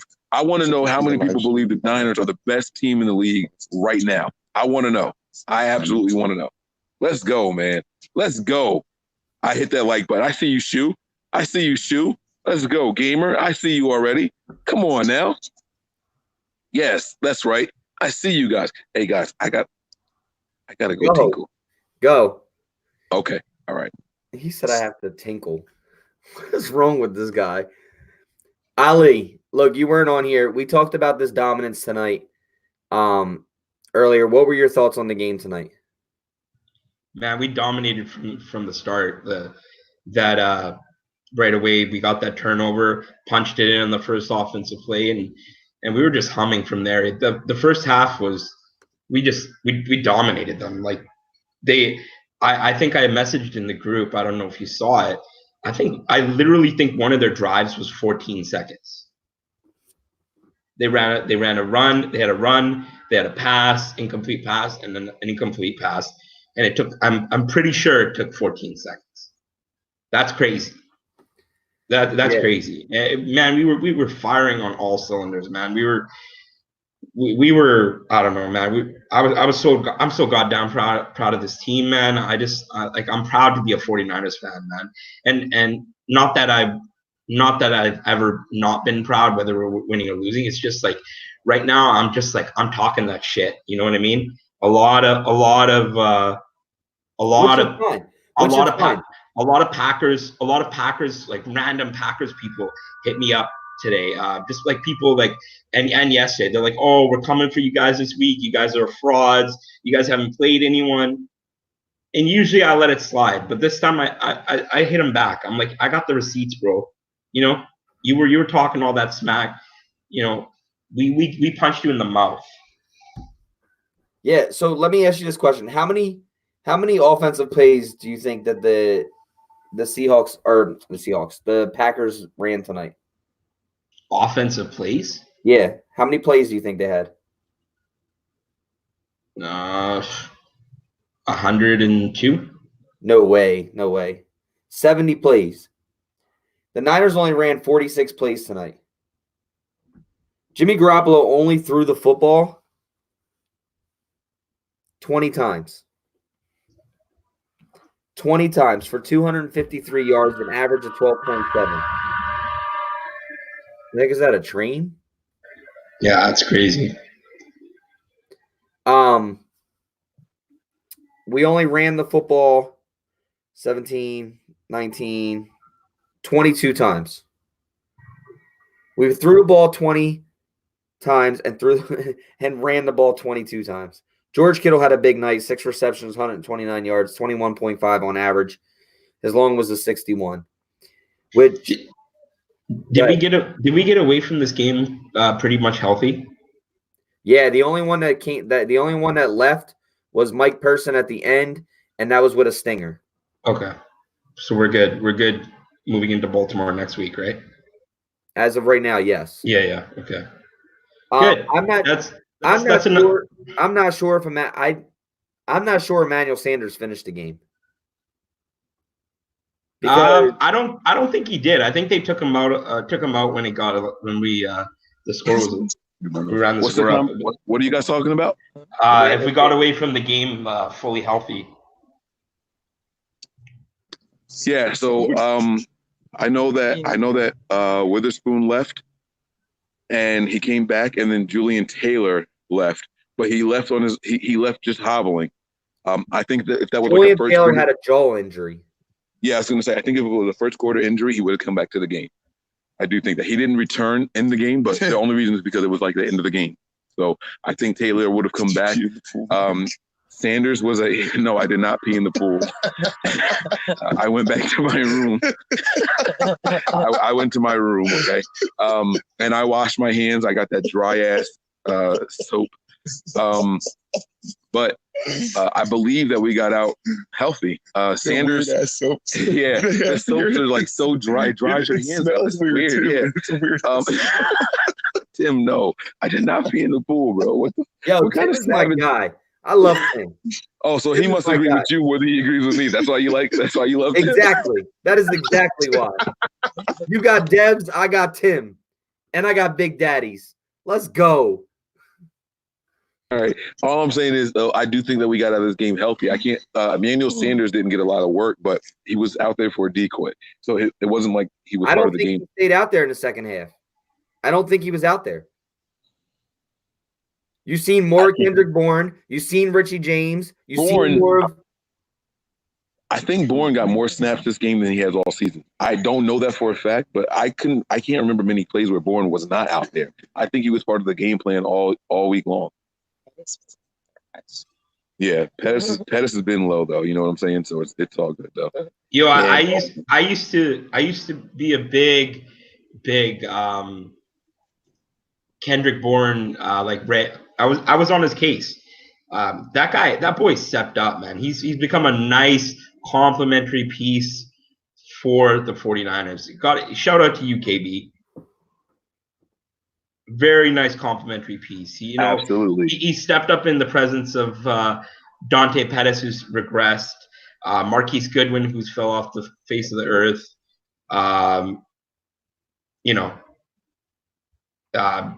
KB84 really stepped up. He definitely has. It's so good to be at the stadium. Yeah, absolutely, man. He has. Everyone is stepping up. I saw that they tried to use Richie James tonight too. So it's good to see that. Bro, Marquise, let's talk about this. We haven't. Marquise Goodwin was a healthy scratch tonight. Is his time here in San Francisco done? He needs to be healthy and active going forward. We didn't miss a beat without him. Yeah, I mean, it's tough to say what's going to happen with him right now, but I don't think he has a chance to come back next year. And that's not to say that I'm with that, because I'm also not with Pettis coming back right now. So is it fair to say that our two biggest needs are offensive tackle and wide receiver going into the draft? I don't think offensive tackle is one of our biggest needs. We just used two guys, and Joe Staley's injured. Yeah, but you're going to get Sean Coleman back. I don't think it's tackle is that big of a need right now. We are the most complete team in the NFL. Our biggest need right now is that sixth ring. That sixth Super Bowl ring, baby.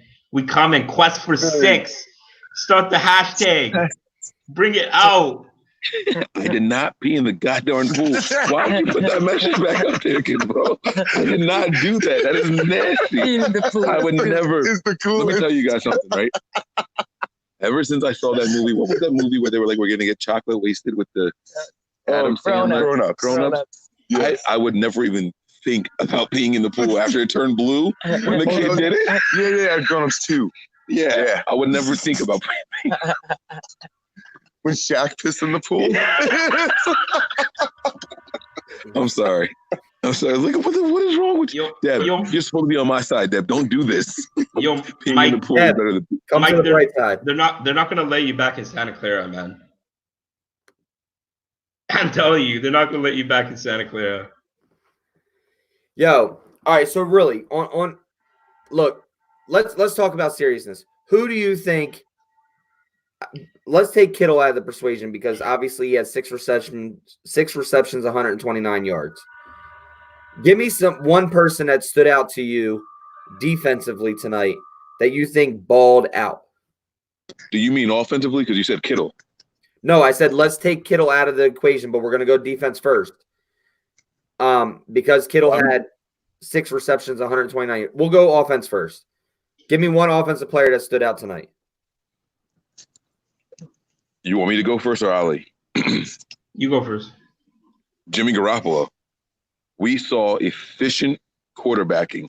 If he had time, he made a play. Jimmy Garoppolo was on freaking Nick, you got to stop putting these messages up when I'm talking, bro. Jimmy Garoppolo, I hate you so much. And he's doing it on purpose because he's laughing. He's covering his face, and your eyes get all chinky. So I know you're laughing, you asshole. Jimmy Garoppolo was on fire. He was on fire tonight. And if they gave him time, he was super efficient. I think he finished with a quarterback rating over 140 tonight. Right? 2 touchdowns, only 20 pass attempts. That is the efficiency that you want from your quarterback. I don't care about, he didn't throw for 400 yards and 4 touchdowns. Yeah, miss me with all that. Okay, I'm done. Nick is I'm not battling with you, bro. I'm not doing this right now. You got the controls and I don't. I can't even take this stuff off of the screen. And Rocco, you just wish me he just wished me a happy birthday like 5 minutes ago. Thank you all for the happy birthday wishes. I saw it over there. I do want to acknowledge it. Rocco, bro, you're supposed to be my boy. Come on, yo. Come on, man. What is wrong with you, bro? Jimmy Garoppolo is my player. I'm done. I'm going back on mute. Ali, it's your turn.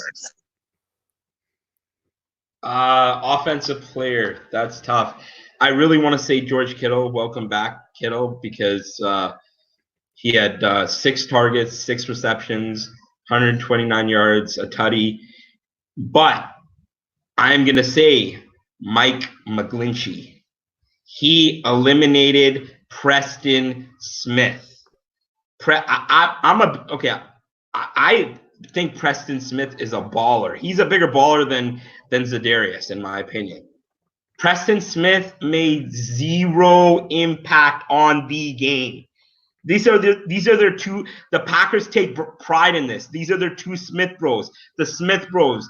We got all that smoke about the Smith bros all week. McGlinchey took Preston Smith out the game. Bro, I'm with you. I told Nick that Mike McGlinchey is back. I said it. Shout him out. Yes, sir. Shout him out, Mike. Yes, sir. Big Mike McGlinch. Let's whoa. go. I'm Big Mike. Don't take that away from me. That's me. I'm the Big Mike. But I get what you're saying, in your household, okay? Yo, Preston Smith is the one that came from the Redskins, right? Yeah. Yeah, that's the one that I like. I wanted him in free agency really bad. That dude is bad. That dude is bad. Yeah, absolutely, man. I'm trying to get my hoodie straight and symmetrical. All right, there we go.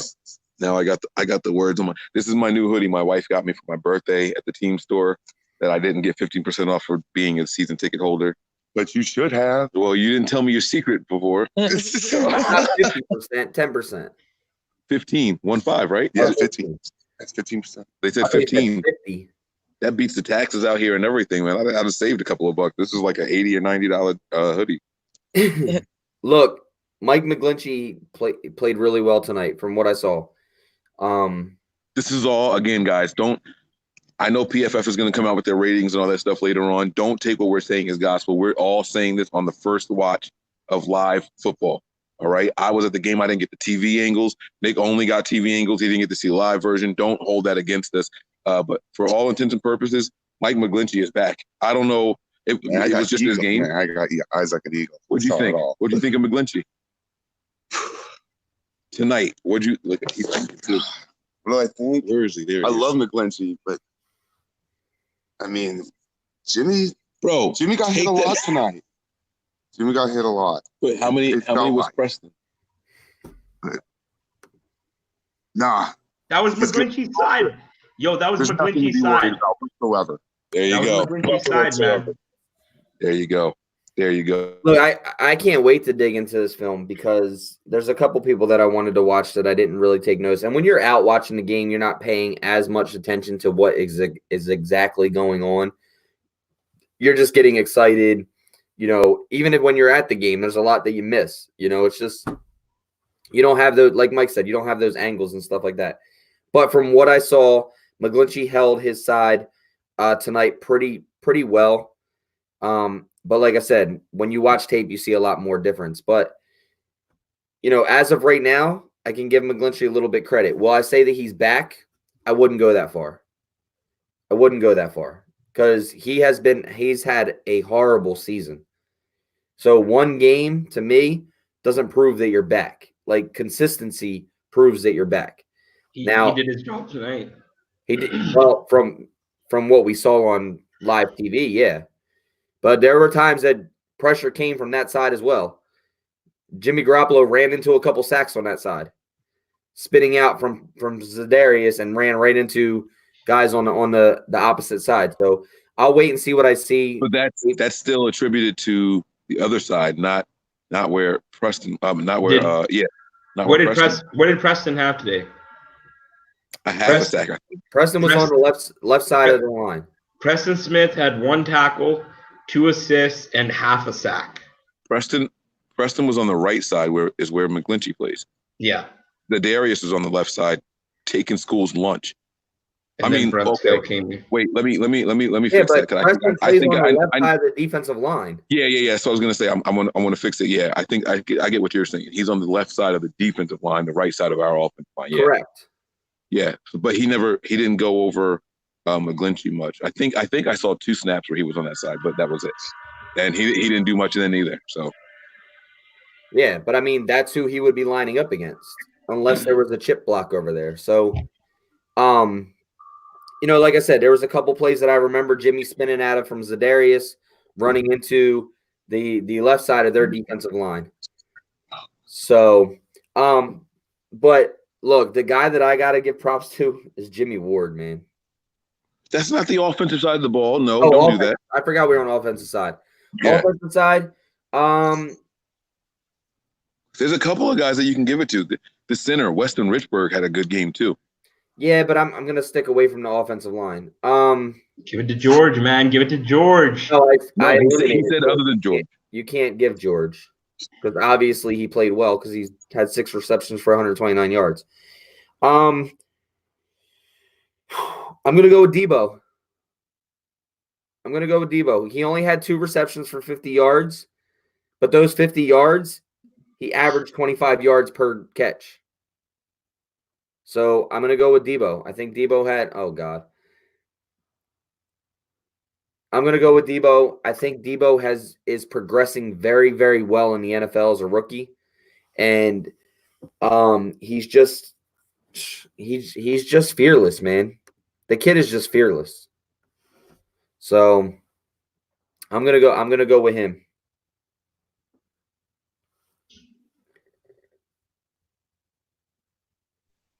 Yo, y'all are racist. F that. Nick's not going to address it. I don't look anything like Myles Garrett. You guys are racist. You guys are being racist.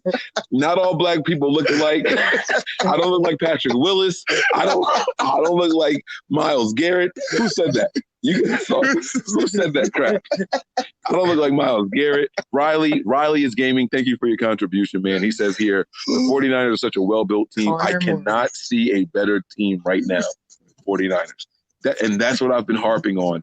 The depth, the usage, the rotations, it's even including the coaching and the game plan and the adjustments, not just the game plan. Everybody has a game plan until they get punched in the mouth. Famous quote by Mike Tyson, right? We get punched in the mouth, 16-0 against the Arizona Cardinals. And what do? We adjust and we come out swinging, bro. And now it's a different game plan. I don't know how many of you guys are into boxing. I know I just talked about Mike Tyson, but if you watch that Deontay Wilder fight, Deontay Wilder was losing most of that fight until he punched my man in the mouth and knocked him out. Okay? It's a different thing. You have to be able to adjust. You have to stay on your toes. Nick, don't you – God – I knew you were going to racism at its finest. I'm not 50. Don't listen to Nick. I'm not 50 years old. I don't look like Jim freaking Brown.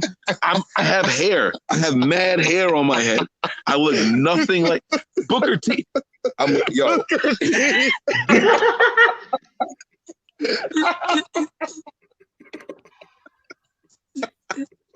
I can't with you all night. I can't.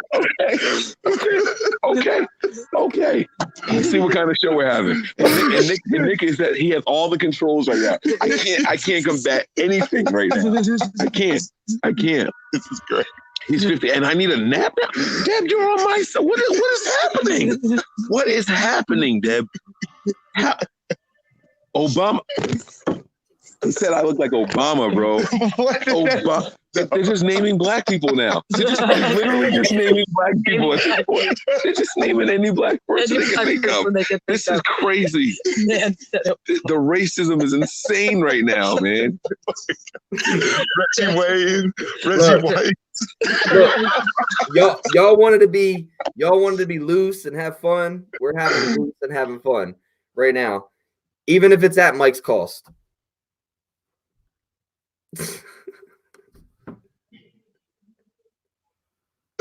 I look like Booker T, but acting like I did not piss on anybody or in their pool. I'm not acting like R. Kelly. And whoever said Michael Jackson, the moderators, you better block that person. Michael Jackson ain't even my complaint. Well, he was when he was like 12. Bootleg Ludacris. I'm sorry. All right. The All right. comments are great. No. The comments are killing hilarious. The comments are absolutely killing it right now. I don't even know who big. Oh my God, bro! There's two members in Outkast. It's Andre 3000 and Big Boy, not Big Daddy Fat Sacks. I don't even know what that is. I don't understand what's happening right now. They are making up. They're making up people. Michael Jackson wasn't my complexion since he was 12 years old. Since he was 12. Hey, Terrell Suggs, come on. I have gotten Ludacris before. I saw the Ludacris. Come on, man. Exhibit. This is getting out of hand, Nick. Get control. Nick. Get control, Nick. Get control, Nick. Come on, bro. Nick, you're supposed to be on my side. We do this show together, bro. Exhibit. Yeah. Okay. We gotta pimp your ride.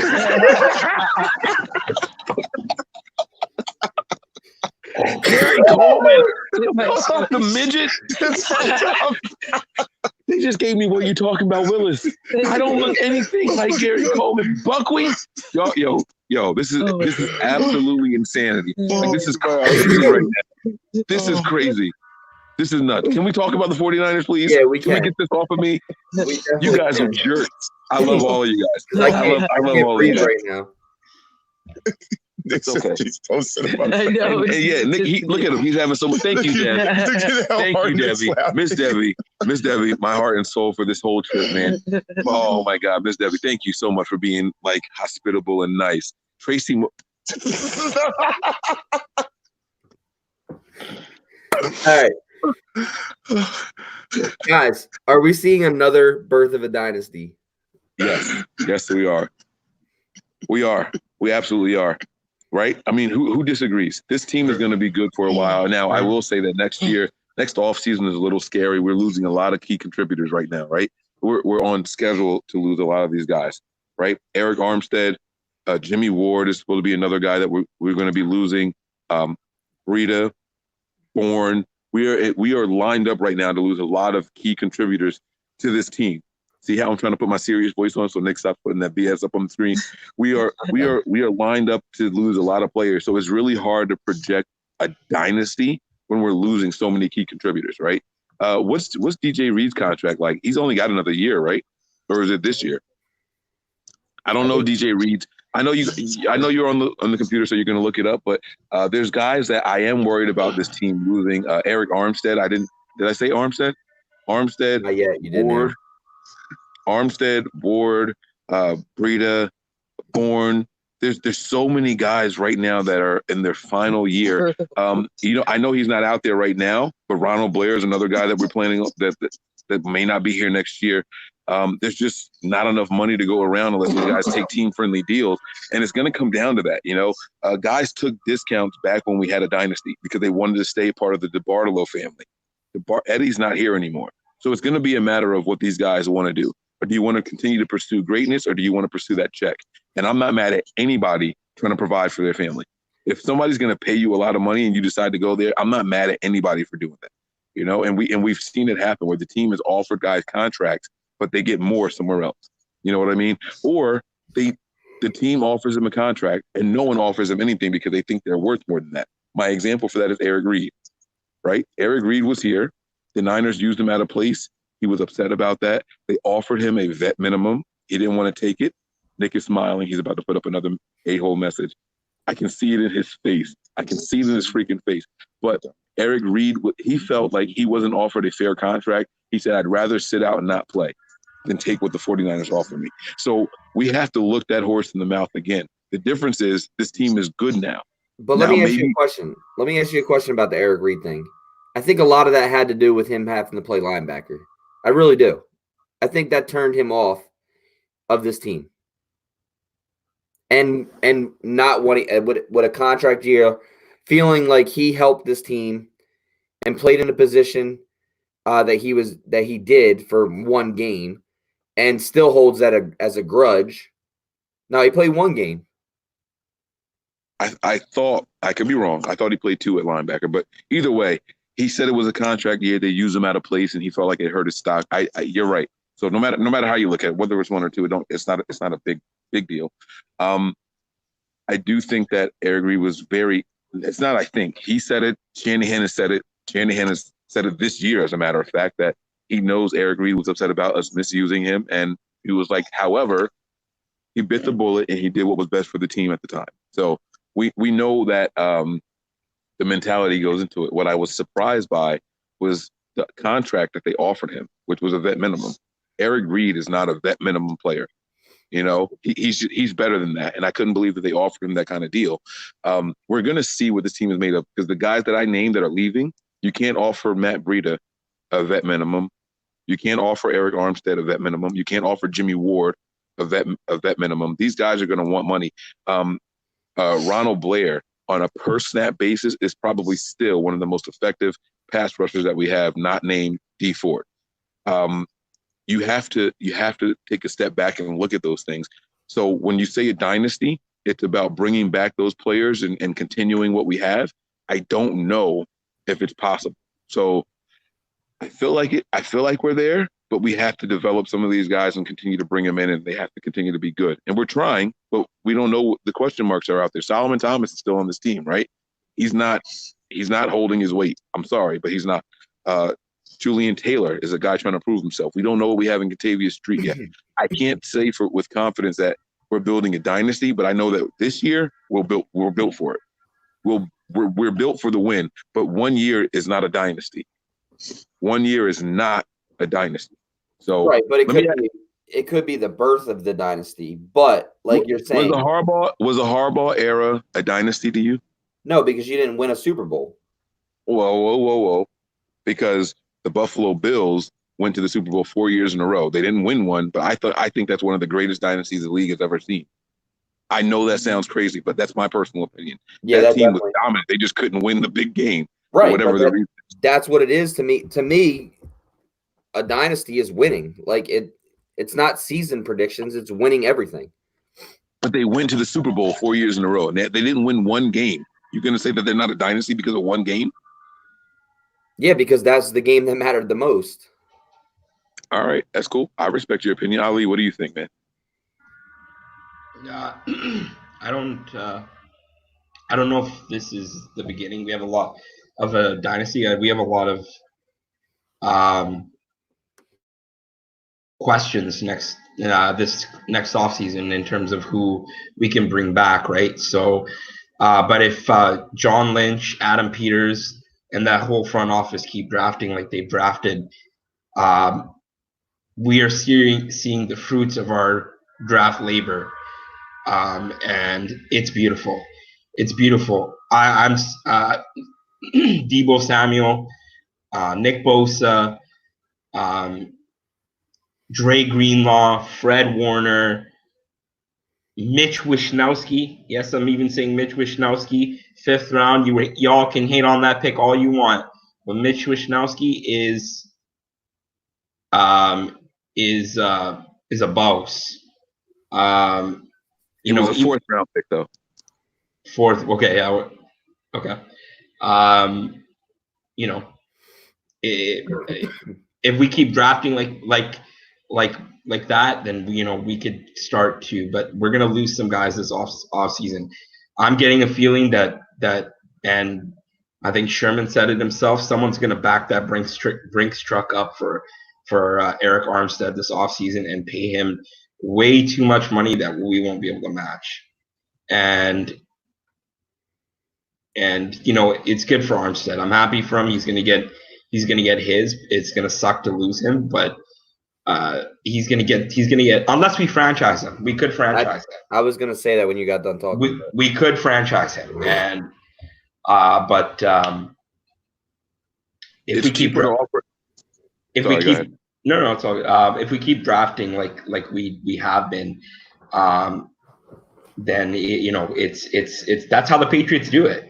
That's how the Patriots do it. Is they keep drafting like that. They keep next man up, and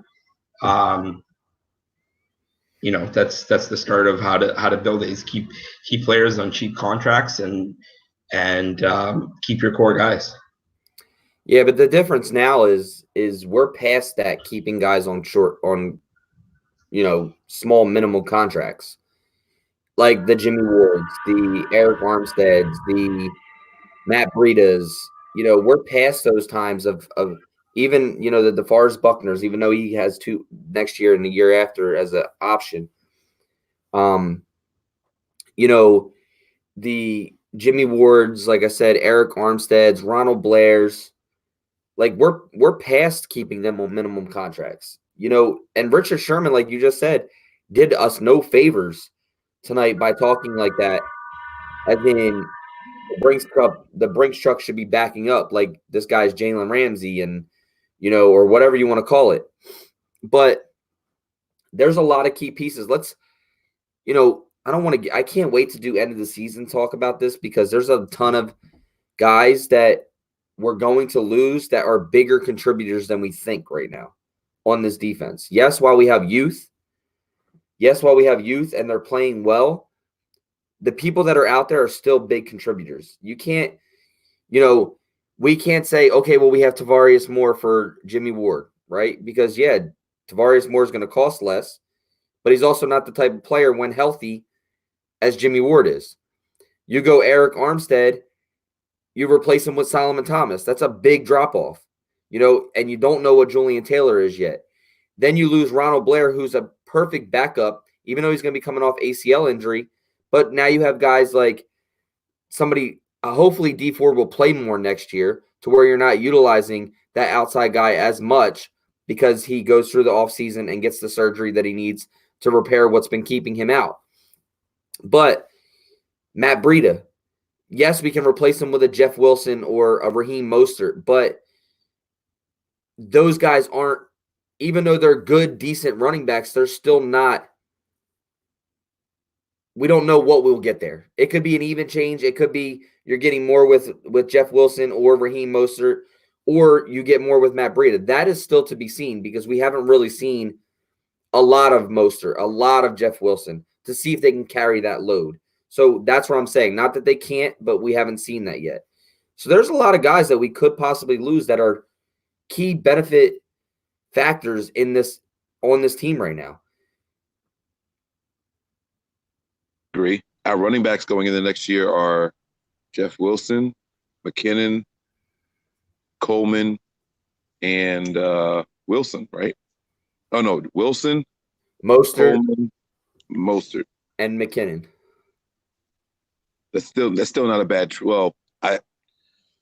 That's not a bad duo. I have no idea what to expect from McKinnon still, so I'm not going to pretend like I'm not going to do that. But it's a game changer in the Kyle Shanahan system, because running backs are an integral part. So it's very interesting to see how we play this thing out. And I can see the Niners drafting a guy in the 4th, 5th, or 6th round at the running back position.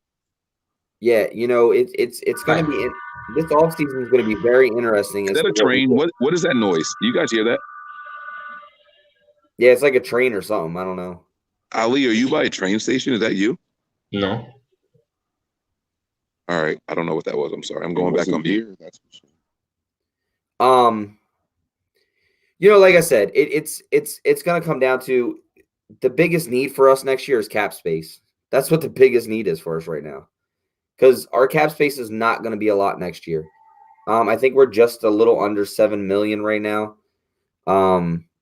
with what we have, and then obviously what we get for the team. The team going forward getting more money for cap. So, I definitely hear some type of train or something.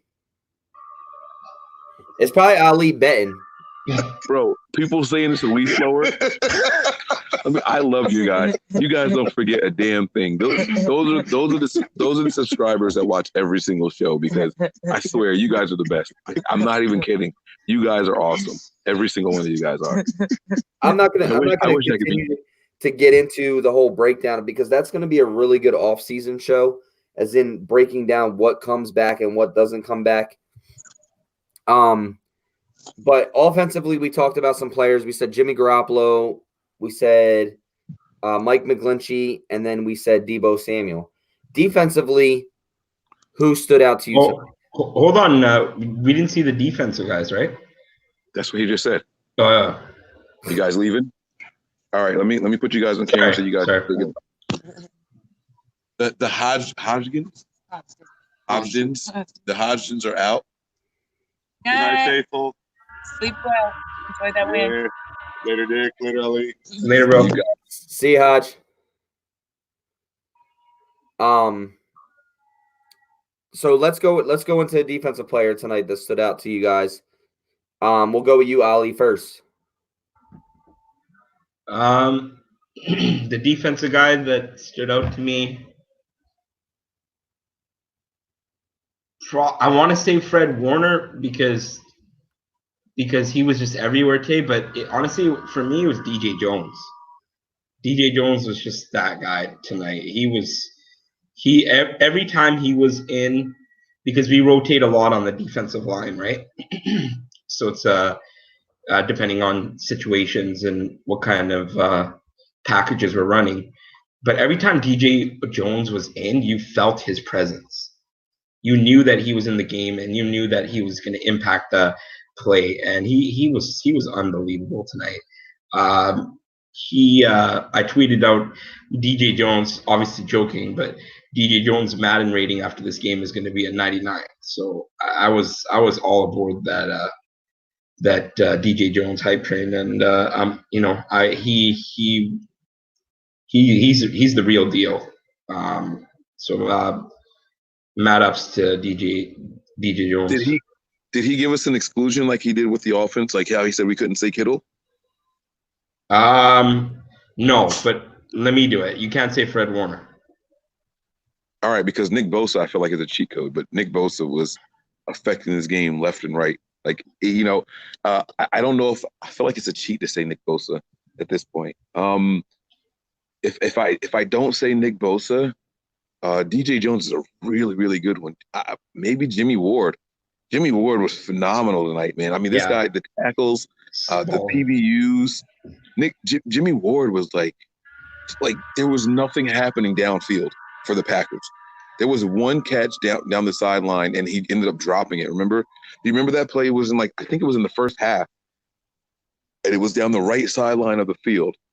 And in the stadium, I was recording it, and I was like, "Oh my God!" I said, "Oh shit!" He caught it, and then I saw the ball on the ground. I was like, "Oh, he dropped it. Let's go, Jimmy!" So I'm gonna say Jimmy Ward because I got a feeling that Nick would like to exclude Nick Bosa. I got the hiccups now. Now you guys can hear me. I sound like a pig when I get the hiccups. I'm trying to keep the sound in, but no, aren't you the guy that you don't like to show that when you have the hiccups you get embarrassed? Yeah. Right? No, I sound like a little piglet. Like it's a high pitched squeak every time I hiccup. If I can't catch it. If I can't catch it when it happens, I hate when people hear me hiccup. I have this people tell me, "Oh, you have this baritone voice, you have this deep voice," and then my I'm not kidding you, it's like a squeal. It's like I might let you hear it. I don't know. I'm trying to stop. What is it? When you get the hiccups, it's someone's thinking about you. Is that what it is? I think so. Yeah. So I think the leaf blower guy is thinking about you. Oh my God, I'm trying to keep it in and I can't. So this is Ali, man. I know we're talking about the defensive players. Like, who else stood out to you? Like, we talked about Jimmy Ward, Nick Bosa, obviously. DJ Jones was phenomenal. Emmanuel Mosley, dude. Emmanuel Mosley is ridiculous. Like, you know what's the most impressive about Emmanuel Mosley? It's his mindset. Yeah. Because he was benched in the middle of the game. Then Akello got hurt. He had to miss a couple of snaps. And he came in and didn't miss a beat. There's no emotions with that guy, which is exactly what Sherman says. It's crazy, dude. How big a step Emmanuel Mosley from last season. Was he on our practice squad last season, or did we outright cut him? No. We didn't cut him. He got injured his first game where he was active. He played 2 snaps, and then one of them was on special teams, he hurt his forearm, and then that was it for him. The Niners have liked him as a corner for a long time. So it was just that he couldn't play. I'm so glad Nick is back so I can go on mute and not hiccup. So, Nick, I said my Ali's player was DJ Jones. I said that I don't know if you gave us any exclusions for the defensive side of the ball, but if you did, I felt like the exclusion would be Nick Bosa. And so I said Jimmy Ward was my guy. Ali said you didn't give us any exclusions. It would naturally be Nick Bosa, but if you were going to exclude him, I said Jimmy Ward. So it's your call. Yeah, I mean, I would have, I probably would have said Ward as well. But I'm going to go with somebody different, and it's the guy that's going to get paid this year, and that's going to be Eric Armstead. Eric Armstead was a wreck tonight. He was a wreck. I think he played better than Bosa tonight, and Bosa balled out. But I think Eric Armstead just had a really, really good game. These last 3 or 4 weeks, man, Armstead has been balling. I mean, all year he's been balling, but these last 3 or 4 weeks, I think he's up to 10 sacks now. Quietly, up to 10 sacks. The sack leader of the team right now. In 11 games, dog. Right. So, this guy, we talked about it earlier. This guy's going to get paid. But like I said, he wasn't just a force in passing downs. He was also really good in run game. He only had 2 total tackles with 3 assists and 2 sacks. But that's just from the stats here. You know what I mean? The disruption that he caused and pushing and rolling Aaron Rodgers out was huge tonight. And you're talking about impact on the game. Yeah, impact on the game. And like I said, that stood out. I'm going to have to go with Eric Armstead. I think he stood out, obviously, on the front end. He stood out the most to me of all the defensive linemen tonight. And, that's as good as he has, as good as Nick Bosa has played, Eric Armstead's right behind him, man. I think they're both tied with 10 sacks now. I believe. Or Bosa might have 9. What did Bosa get tonight? 1.5? 1. He got 1 tonight. So he only had 7. So he's only at 8 right now, I believe. So, Armstead's just balling, man. Armstead is balling defensively. He's got to be one of the guys that we bring back next year. Yeah, I agree with you, man. Armstead has been phenomenal, man. I think losing him is going to really set this team back because he lines up all over the place. He's Ronald Blair personified. Like he's better than what Ronald Blair was doing for us. Yeah, I mean, he's definitely better than what Ronald Blair was doing. Armstead got a lot of hate this offseason, too. Even from a certain beast writer. Yeah, he definitely did. He got a lot of hate. He got all that smoke, and he used that as fuel and motivation. Yeah, and he's got the receipts, and he's used that as motivation. He's come out here and balled, man. Eric Armstead, hats off to you, man. You're playing lights out. You're playing better than DeForest Buckner.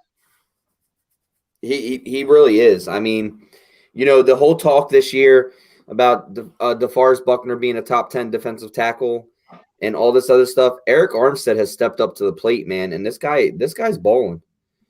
I don't care what anybody says. For an inside guy, mainly to have 10 sacks right now.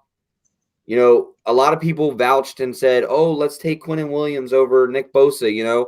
We need that inside push. Him and Buckner next to each other. Well, we have our own Quinnen Williams here right now. It's just a matter of getting him back, and he's better than Quinnen right now.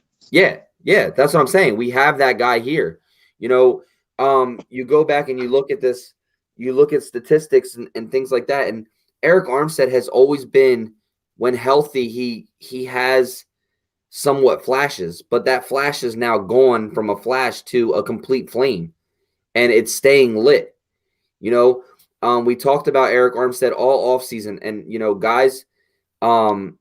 guys have talked about him going into the season saying it's time for him to step up, and he has. The dude is balling, and I'm telling you, like right now, I think Eric Armstead is one of my biggest offseason acquisitions to bring back right now, because I think he's that important to this defensive line. Yeah. Jose Casillas has a really good point here. I don't know if you saw that message, Nick. You should put it up on the screen, and thank you for the contribution. But he asked, I don't know what that noise is. I swear to God, it's not on my end. It's definitely not on my end. He says, is it good or bad that Tartt is never mentioned? Yeah, I'm going to look for that comment. I saw it earlier, and I was going to bring it up. There it is. All right. Jose Casillas says, is it good or bad that Tartt is never mentioned? I think it's good, to be honest with you. It depends on how you're mentioning him. If you're not mentioning him as in he's blowing games or missing tackles or doing these things, he's had a couple stretch of games where he has played worse than he's played in others. But for the most part, he's doing his job. He's not standing out being above average. He's an above average safety right now, strong safety. He fills the box nice. He plays the run well. His coverage skills could get a little bit better, which they have going into this year. But I think it's a good thing that he's not being mentioned, because he's not doing something wrong. Someone said I'm the undercover leaf blower. Sorry. So to me, if you're mentioning him, it depends on what you're mentioning him for. Are we talking about him being a player of the game? No. But are we talking about him being a guy that is playing poorly and hurting this team? No. So it really kind of depends on how you ask about it, him being mentioned, good or bad. I think it's a good thing that he's not being mentioned, because it means he's doing his job. And it's also, it's not a take on him as in doing something bad. So that's what my thoughts are on it. I don't know what yours are, Mike. Yeah, he's not a liability. A couple of interceptions have fallen through his hands over the years, and we saw one even tonight. Tip pass right to him, and it fell like right under his arms. But it's he's doing his job, and a lot of times these guys are asked to do a lot, and they talk about how the positions are interchangeable and all that, and they're doing that. Sometimes you see Jimmy in the box, but from the opposite side. He's playing well. I will say that about Tartt. He's playing well, and he's conscious of why he's not putting out the eye-popping numbers. I'll say that. I was talking with Scott over here, and you guys know, well, you two know that Scott has like a personal relationship with Tartt, and he knows exactly what he is and isn't doing, and he knows why he's not doing it. And that's the biggest thing, is if a guy can identify his flaws and he can put reason behind it, it's a game changer. And so it's one thing to do your job. It's another thing to do more than what they're asking you to do and what you're risking by trying to do more. And he's playing team ball, and that there's a value to that. There's a value to doing your job and keeping your assignments, right? Because if you make a mistake, especially in this defense, it could go for 7 or 6. But I like Tartt. I'm happy that the team extended him when they did, and these guys healthy. They're scary, man. They really, really are. They really are. And Tartt's one of those guys. He's absolutely a very integral part to this defense. What do you think, Ali? Tartt's I really like Tartt. He's played. Just because someone isn't mentioned, it's doesn't mean that they're not doing bad. It most often it means that they're just doing their job, and they're doing it well, and that it's just consistency with him. Tartt's just I'm really liking the way Tartt has played this year. He's one of the big things with Tartt is he hasn't been able to stay healthy. It seems like he's taken this offseason, he took a lot of the measures to keep himself and his body healthy. He looks like a different player than previous years. Is that just me, or do you guys see that too?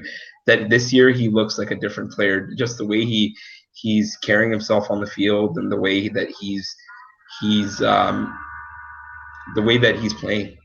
Have you guys seen that difference this year? I have. Yeah. I can see. I definitely see the difference in him. And it's a good difference. It's positive. So I'm all for it, man. I really, really am. Yeah, I mean, look, I think that he has. I'll tell you what, though, Ali, it's not just Tartt. Like, this whole team carries themselves differently this year, and you've seen that from day one. It's not. I don't want to put it on Tartt and say, "Oh, Tartt came in here like he has something to prove," because I think this whole team is still feeling like they have something to prove to each other, to themselves, to the coaches, to the front office, to the media, to everybody that has doubted them because of injuries. Jimmy Garoppolo's injury, the running back's always going down. And each player has that mindset now where they walk around and say, nothing is taken for granted, basically. Like, I need to prove myself day in, day out, play in, play out. And I think that that's a benefit to our coaching staff because you've heard them talk about Dante Pettis. You've heard them talk about, you've heard them talk about other players about needing to step up and things like that. You heard Kyle Shanahan, or you've heard players say last year, Kyle Shanahan said, this isn't like he laid down the whip and said, yes, I understand that we're here and here, but to win, you need to understand that this is what we need to do. And I think that has rolled down and trickled down from what Kyle Shanahan has said to this team day in, day out. You hear him in his speeches at the end of the game. Guys, we did it. We never thought we could win a game like that, but we did. But we can get so much better. And I think that the leadership amongst this team, whether it's young, old, coaches, front office, and I think the general manager has a lot to do with that. I think he has a lot to do with that because John Lynch, you see him tweeting out, hey, Faithful, we need you this weekend. The players are shouting out the Faithful every weekend, whether it be on Snapchat, videos, whatever it is. The post-game pressers, yeah. Yeah, the leadership starts from the very top and goes all the way to the bottom. And that reminds me of the Eddie DeBartolo years. Everybody trusts in each other, and it's one family. They're playing for everybody else. They're proving that they belong on this team. And it's just a different. Don't be afraid to shout out Jed York too. Yeah, Jed York. Yeah, that's what I'm saying. Jed York, John Lynch, like all of them. All of them. A lot of people still give Jed York crap because of what he's put us through. Name one general manager that has gone on live video and saying, this is on me. I will fix it. I understand it. I know where we're at. We're not going to be there long. I promise you I'll fix it. And what's he doing? He's fixing it. He's fixed it. He's already fixed it. Right. We're 10-1, baby. But I don't think that he thinks it's fixed. Like, I think they all still think that we can be that much better. No matter where it's at, they're going to constantly continue to build this team to be the best that they can be. And even when they're the best that they can be, I still feel like they're going to think we're not as good as we can be. Yeah. And that's the mindset they have. And proof of what you're saying, I told you guys how I listened to the Sirius XM on the way in, and they had Raheem Mostert on after the game, and they were talking about you guys are phenomenal, you guys are doing this, you're doing that, you're 10-1, and you guys are like it looks like you guys can't be stopped unless you guys stop yourselves. And right away, Raheem Mostert, his response to that was, we're 10-1, we are doing well, but we should be 11-0. Everybody in that locker room feels like we should have won that game. It's a mindset, it's like they're not focusing on the 10, they're focusing on the 1. They're focusing on, we got 10 wins, but 3 of them were really close and they shouldn't have been. It's a mentality. This team is dog, We talk about dog mentality. That was a big thing going on early in the season, and you don't hear much about it anymore. But everybody, it's like it's infectious, you know. And a lot of that comes from the people that they brought in. You know, they brought in the Quan Alexander. A lot of people say he's a hype man and all that stuff. That's fine, you know. But he's instilling a mindset. A lot of people feel like Richard Sherman, out of the three outside corners that we have between him, Akello, and Mosley, a lot of people are saying that Richard Sherman is a weak link, but Richard Sherman brings that mindset to this team that is trickling down to everybody. I don't know. I can't say with confidence that Emmanuel Mosley is the DB that he is without Richard Sherman there dropping those things in his ear, you know, giving him the thought process to it's one play at a time. It doesn't matter. He talks about that robotic-like response. You know, it's play in and play out. You should be performing a certain way every single play, regardless of who your opponent is, regardless of the down and distance and the circumstance. You should be performing to a certain standard. And if you're not, it's on you. And I don't know. I talked about Emmanuel Mosley and getting pulled and then getting put back in and then pulled again. I talked about that tonight, and you can see it in him. Nothing phases that guy. It's a mindset. And I don't know if that happens on this team without Richard Sherman. I really, really don't. You know, and Mike, I've been a big believer in what Sherman brings to this team off the field, right? Not just on the field with his skill set. But, you know, I really think that because of guys like Richard Sherman are why each and every single individual on his team knows how to hold themselves accountable now. Like, because you've even seen Richard Sherman as a leader hold himself accountable. I have to be better. I have to be better at what I do. I have to be able to do this. And you see the trickle-down effect. You see that with these younger players. And it's only going to teach them how to hold themselves accountable and grow instead of thinking, you know, we can sit here and talk about Akello. And, you know, you heard Kyle Shanahan and them say last year that he was kind of in his head. He was playing well. And then he was like, okay, I'm there. You know what I mean? That doesn't happen nowadays. That doesn't happen anymore. These players, if they make a mistake, they hold themselves accountable, they wipe it off, and they go and make another play. And I really believe that Richard Sherman is a big benefit as to why that is happening. Yeah, in the backup. Huh? I was going to say, in the back of what you're saying, last year we heard a lot of it was echoed from Saleh, Shanahan, Sherman. They all echoed the same thing, and it was the three worst words in the NFL are I got it, or what was it? I've made it.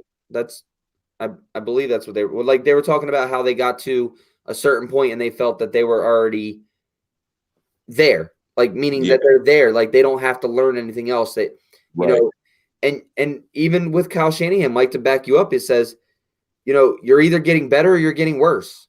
There's no staying the same. Yeah, and my point with that is last year that was like a thing. Like they were trying to drive that home to these young guys. Like you can't say I got it. You can't say I've arrived. I'm here. It was like, you know, it's a different mindset. I haven't heard them say that at all this entire season. Not a single one of those guys has said that this year. They pounded it into these guys subtly. You know, it's like subliminal messaging, you know, and they're putting it out there. These players are hearing it. They're reading it in the headlines, and it's like, you know what? Even though I think I've arrived, I can still get better. It's just different, man. It really, really is. You know, it goes back to Mike, and you know, how many times can you go back, even last year with Sherman here? How many times can you go back and listen to a presser and without a question being asked from our media about a specific person, has somebody else brought up other players and the way they're playing, or venture out and say, this guy deserves, not I deserve to be in the Pro Bowl, this guy deserves to be in the Pro Bowl. This guy is balling, and he's a big, intricate part of our defense, and you're not giving him enough credit. Not what I'm doing. Do you know Devontae Adams lined up on Richard Sherman tonight 7 times? He allowed 2 receptions for 7 yards. Now, you can count the penalties, which some of them were bullshit again, BS again, you know, compared to what they were last week. But it's just this guy is just look, like Richard Sherman or not, because of what his history is, you guys hate him because of where he was and what he did to stop us from winning Super Bowls. But in the game and presence in the locker room is really, really big for this team. Plus the community. Yeah. Like he really is a good dude, you know, and I hated him for a long time. You guys know I held no punches about it. I said that over and over. I'm not going to beat a dead horse here, but he's an asset to the team. There's no qualms about it. Look, man, we've been going for 2.5 hours here, bro, and I have a flight to catch in less than 9 hours. I have it's quarter to 4 in the morning here for me. Yeah, that's what I'm saying. Like I would love to keep going here. I can't wait to do a real breakdown after we get a chance to watch the games and everything like that. But I don't have much longer left on this show, bro. I know. I hear the train's coming. It's coming to pick you up. So weird. So weird. But yeah, guys, look, once we get to dig into this film, we'll be back, you know, obviously once Mike gets back from traveling as well. Hopefully he can be able to watch the game on the way home on the plane. So, you know, Mike, I'm going to give you it, man. Zach Hornberger says right here, shout out to Mike for saying this game's going to be a blowout. You know, so that's completely what the Niners did tonight. They blew this team out. But like I said, I would have never thought that we held this offense to under 200 yards ever. Would have never guessed that. Would have never guessed that. You can tell me we blow them out score-wise, but statistical-wise, to where we hold them for 1 of 15 third downs and 1 of 4 fourth downs, and only allow Aaron Rodgers to have, what, 1 touchdown? No, he didn't even have – yeah, he threw the touchdown. So to throw 1 touchdown and keep this offense to 8 points and Aaron Rodgers under 132 yards passing with a passer rating of like 42.7, I'd have never guessed that. Would have never guessed that. So big shout out to all the faithful. Those that were at Levi tonight, those who weren't, those who watch our show, those who were at Nuno's tonight with me. Appreciate all you guys, man. I love walking around and people saying, oh, Nick, nothing but Niners. What's going on? Blah, blah, blah. It's just a good feeling. We appreciate all of you guys, all your support. Let me see real quick. I just want to say congratulations again to the Jimmy Garoppolo winner. Well, not the Jimmy. You didn't win Jimmy Garoppolo. She won the jersey, Cassandra Kelly. Cassandra Kelly, that's it. I couldn't remember the name. Thanks, Mike. Big shout out to Cassandra Kelly for entering that. If you guys don't follow us on Facebook, make sure you head over there, give us a follow. We will accept you. We try to keep that as good as we possibly can. But man, I'm excited. The Niners are 10-1. Gonna have a tough game next week. Doesn't mean we can't do it. But yeah, man, I'm super excited. Ali, any final word? Yeah. Is there any team, like, looking forward, is there any team that scares you in the NFC? Going into, like, let's look a little big picture. Going to the playoffs, is there any team that scares you? The playoffs to me are a different breed. So even you can never count the Aaron Rodgers, the Drew Breeses, those teams out in playoffs. It's just a whole different look. I'm not even looking that far right now. I'm looking to next week, and really on our schedule, that's probably the only team that really scares me the rest of the year. And that's just being God honest truth. Yeah, and I'll attempt to answer the question. The teams that right now that are slated to make the playoffs are the Cowboys or Eagles. You have the Packers and or the Vikings as a wild card. You have the Saints. There's no one else from that division that's going to go. And then you have the Seahawks, and there's us, right? So you have Cowboys, Saints, Packers, Vikings, 49ers. Who's the other wild? Who am I missing? Seahawks. Seahawks. I didn't name the Seahawks. That's the 16. Yeah. No fear. Not a single ounce of fear. Not a single, like, it's almost crazy to be as confident as I am, and I just in the NFC, none. Not a single. There is one team. The referees. Yeah, but that's not a team. That's not a team. Hey, they were acting like it today. That was team referee that was trying to go against us. Those 8 points that were scored, those weren't the Packers points. Those are the refs points. He's right, but you got to look at it this way too, though. You know, that officiating crew is the highest throwing officiating crew of flags the entire year. And they threw 9 tonight on us. You know, some of them were BS, some of them on were us or in total. No, 9 on us. We had 9 penalties tonight. Yeah. Yep, 9 penalties tonight. Wow. Wow.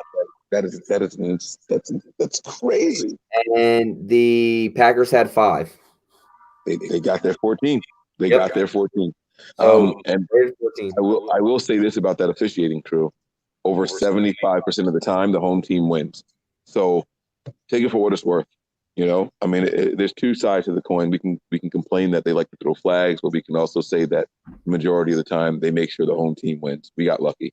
Get that home field advantage. We are in complete control of our own destiny. We didn't gain any grounds on the biggest competition to us, which is the Seahawks. But we did knock we did knock the Packers down a notch. However, that won't help if we don't win the division. So honestly, guys, I can tell you confidently the rest of the schedule, how I feel about that game. Next week's game is the only game I do not have a pulse on. I do not know how that game is going to play out next week.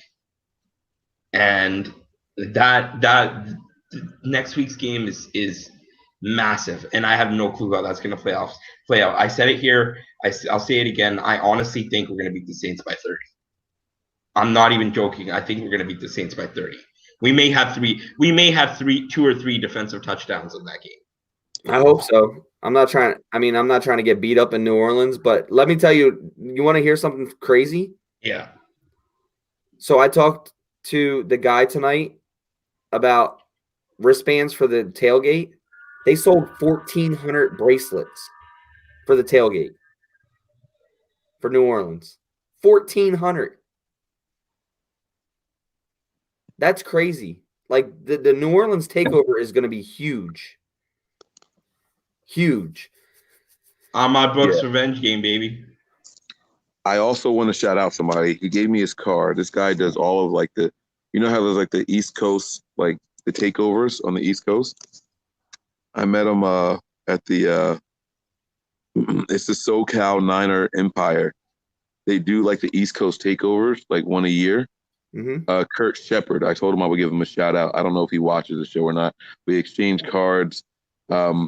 They travel and they put together like the biggest takeover on the East Coast for the 49ers, one a year, or away games. I shouldn't say on the East Coast. It's always one big away game. And, you know, they do a good job traveling and they bring a lot of people with them. So shout out to them. The faithful are so well represented this season, man. They really, really are. It's a complete turnaround. And I can't even attribute it all to just winning because they were doing it. We mentioned it earlier on the show.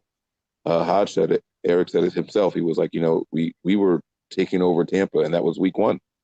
You know, so it's a different story. It's a different feel this year, man. These guys are really, really good. I was gonna say that it's something about this year, man. Just so you guys know, next week there's rain in the forecast for Sunday too. 70% chance of rain all day, and 50 degrees. That's what the weather is right now for Baltimore. Bring your poncho. Yeah, I am because I got pneumonia last time. I'm definitely wearing a poncho this time. That might play into our advantage. Right? It might play into theirs too because their run game is good, especially with the quarterback. So it works both ways, you know. Yep. Works both ways. Especially as good as Mark Ingram is right now because of the RPOs. Yeah.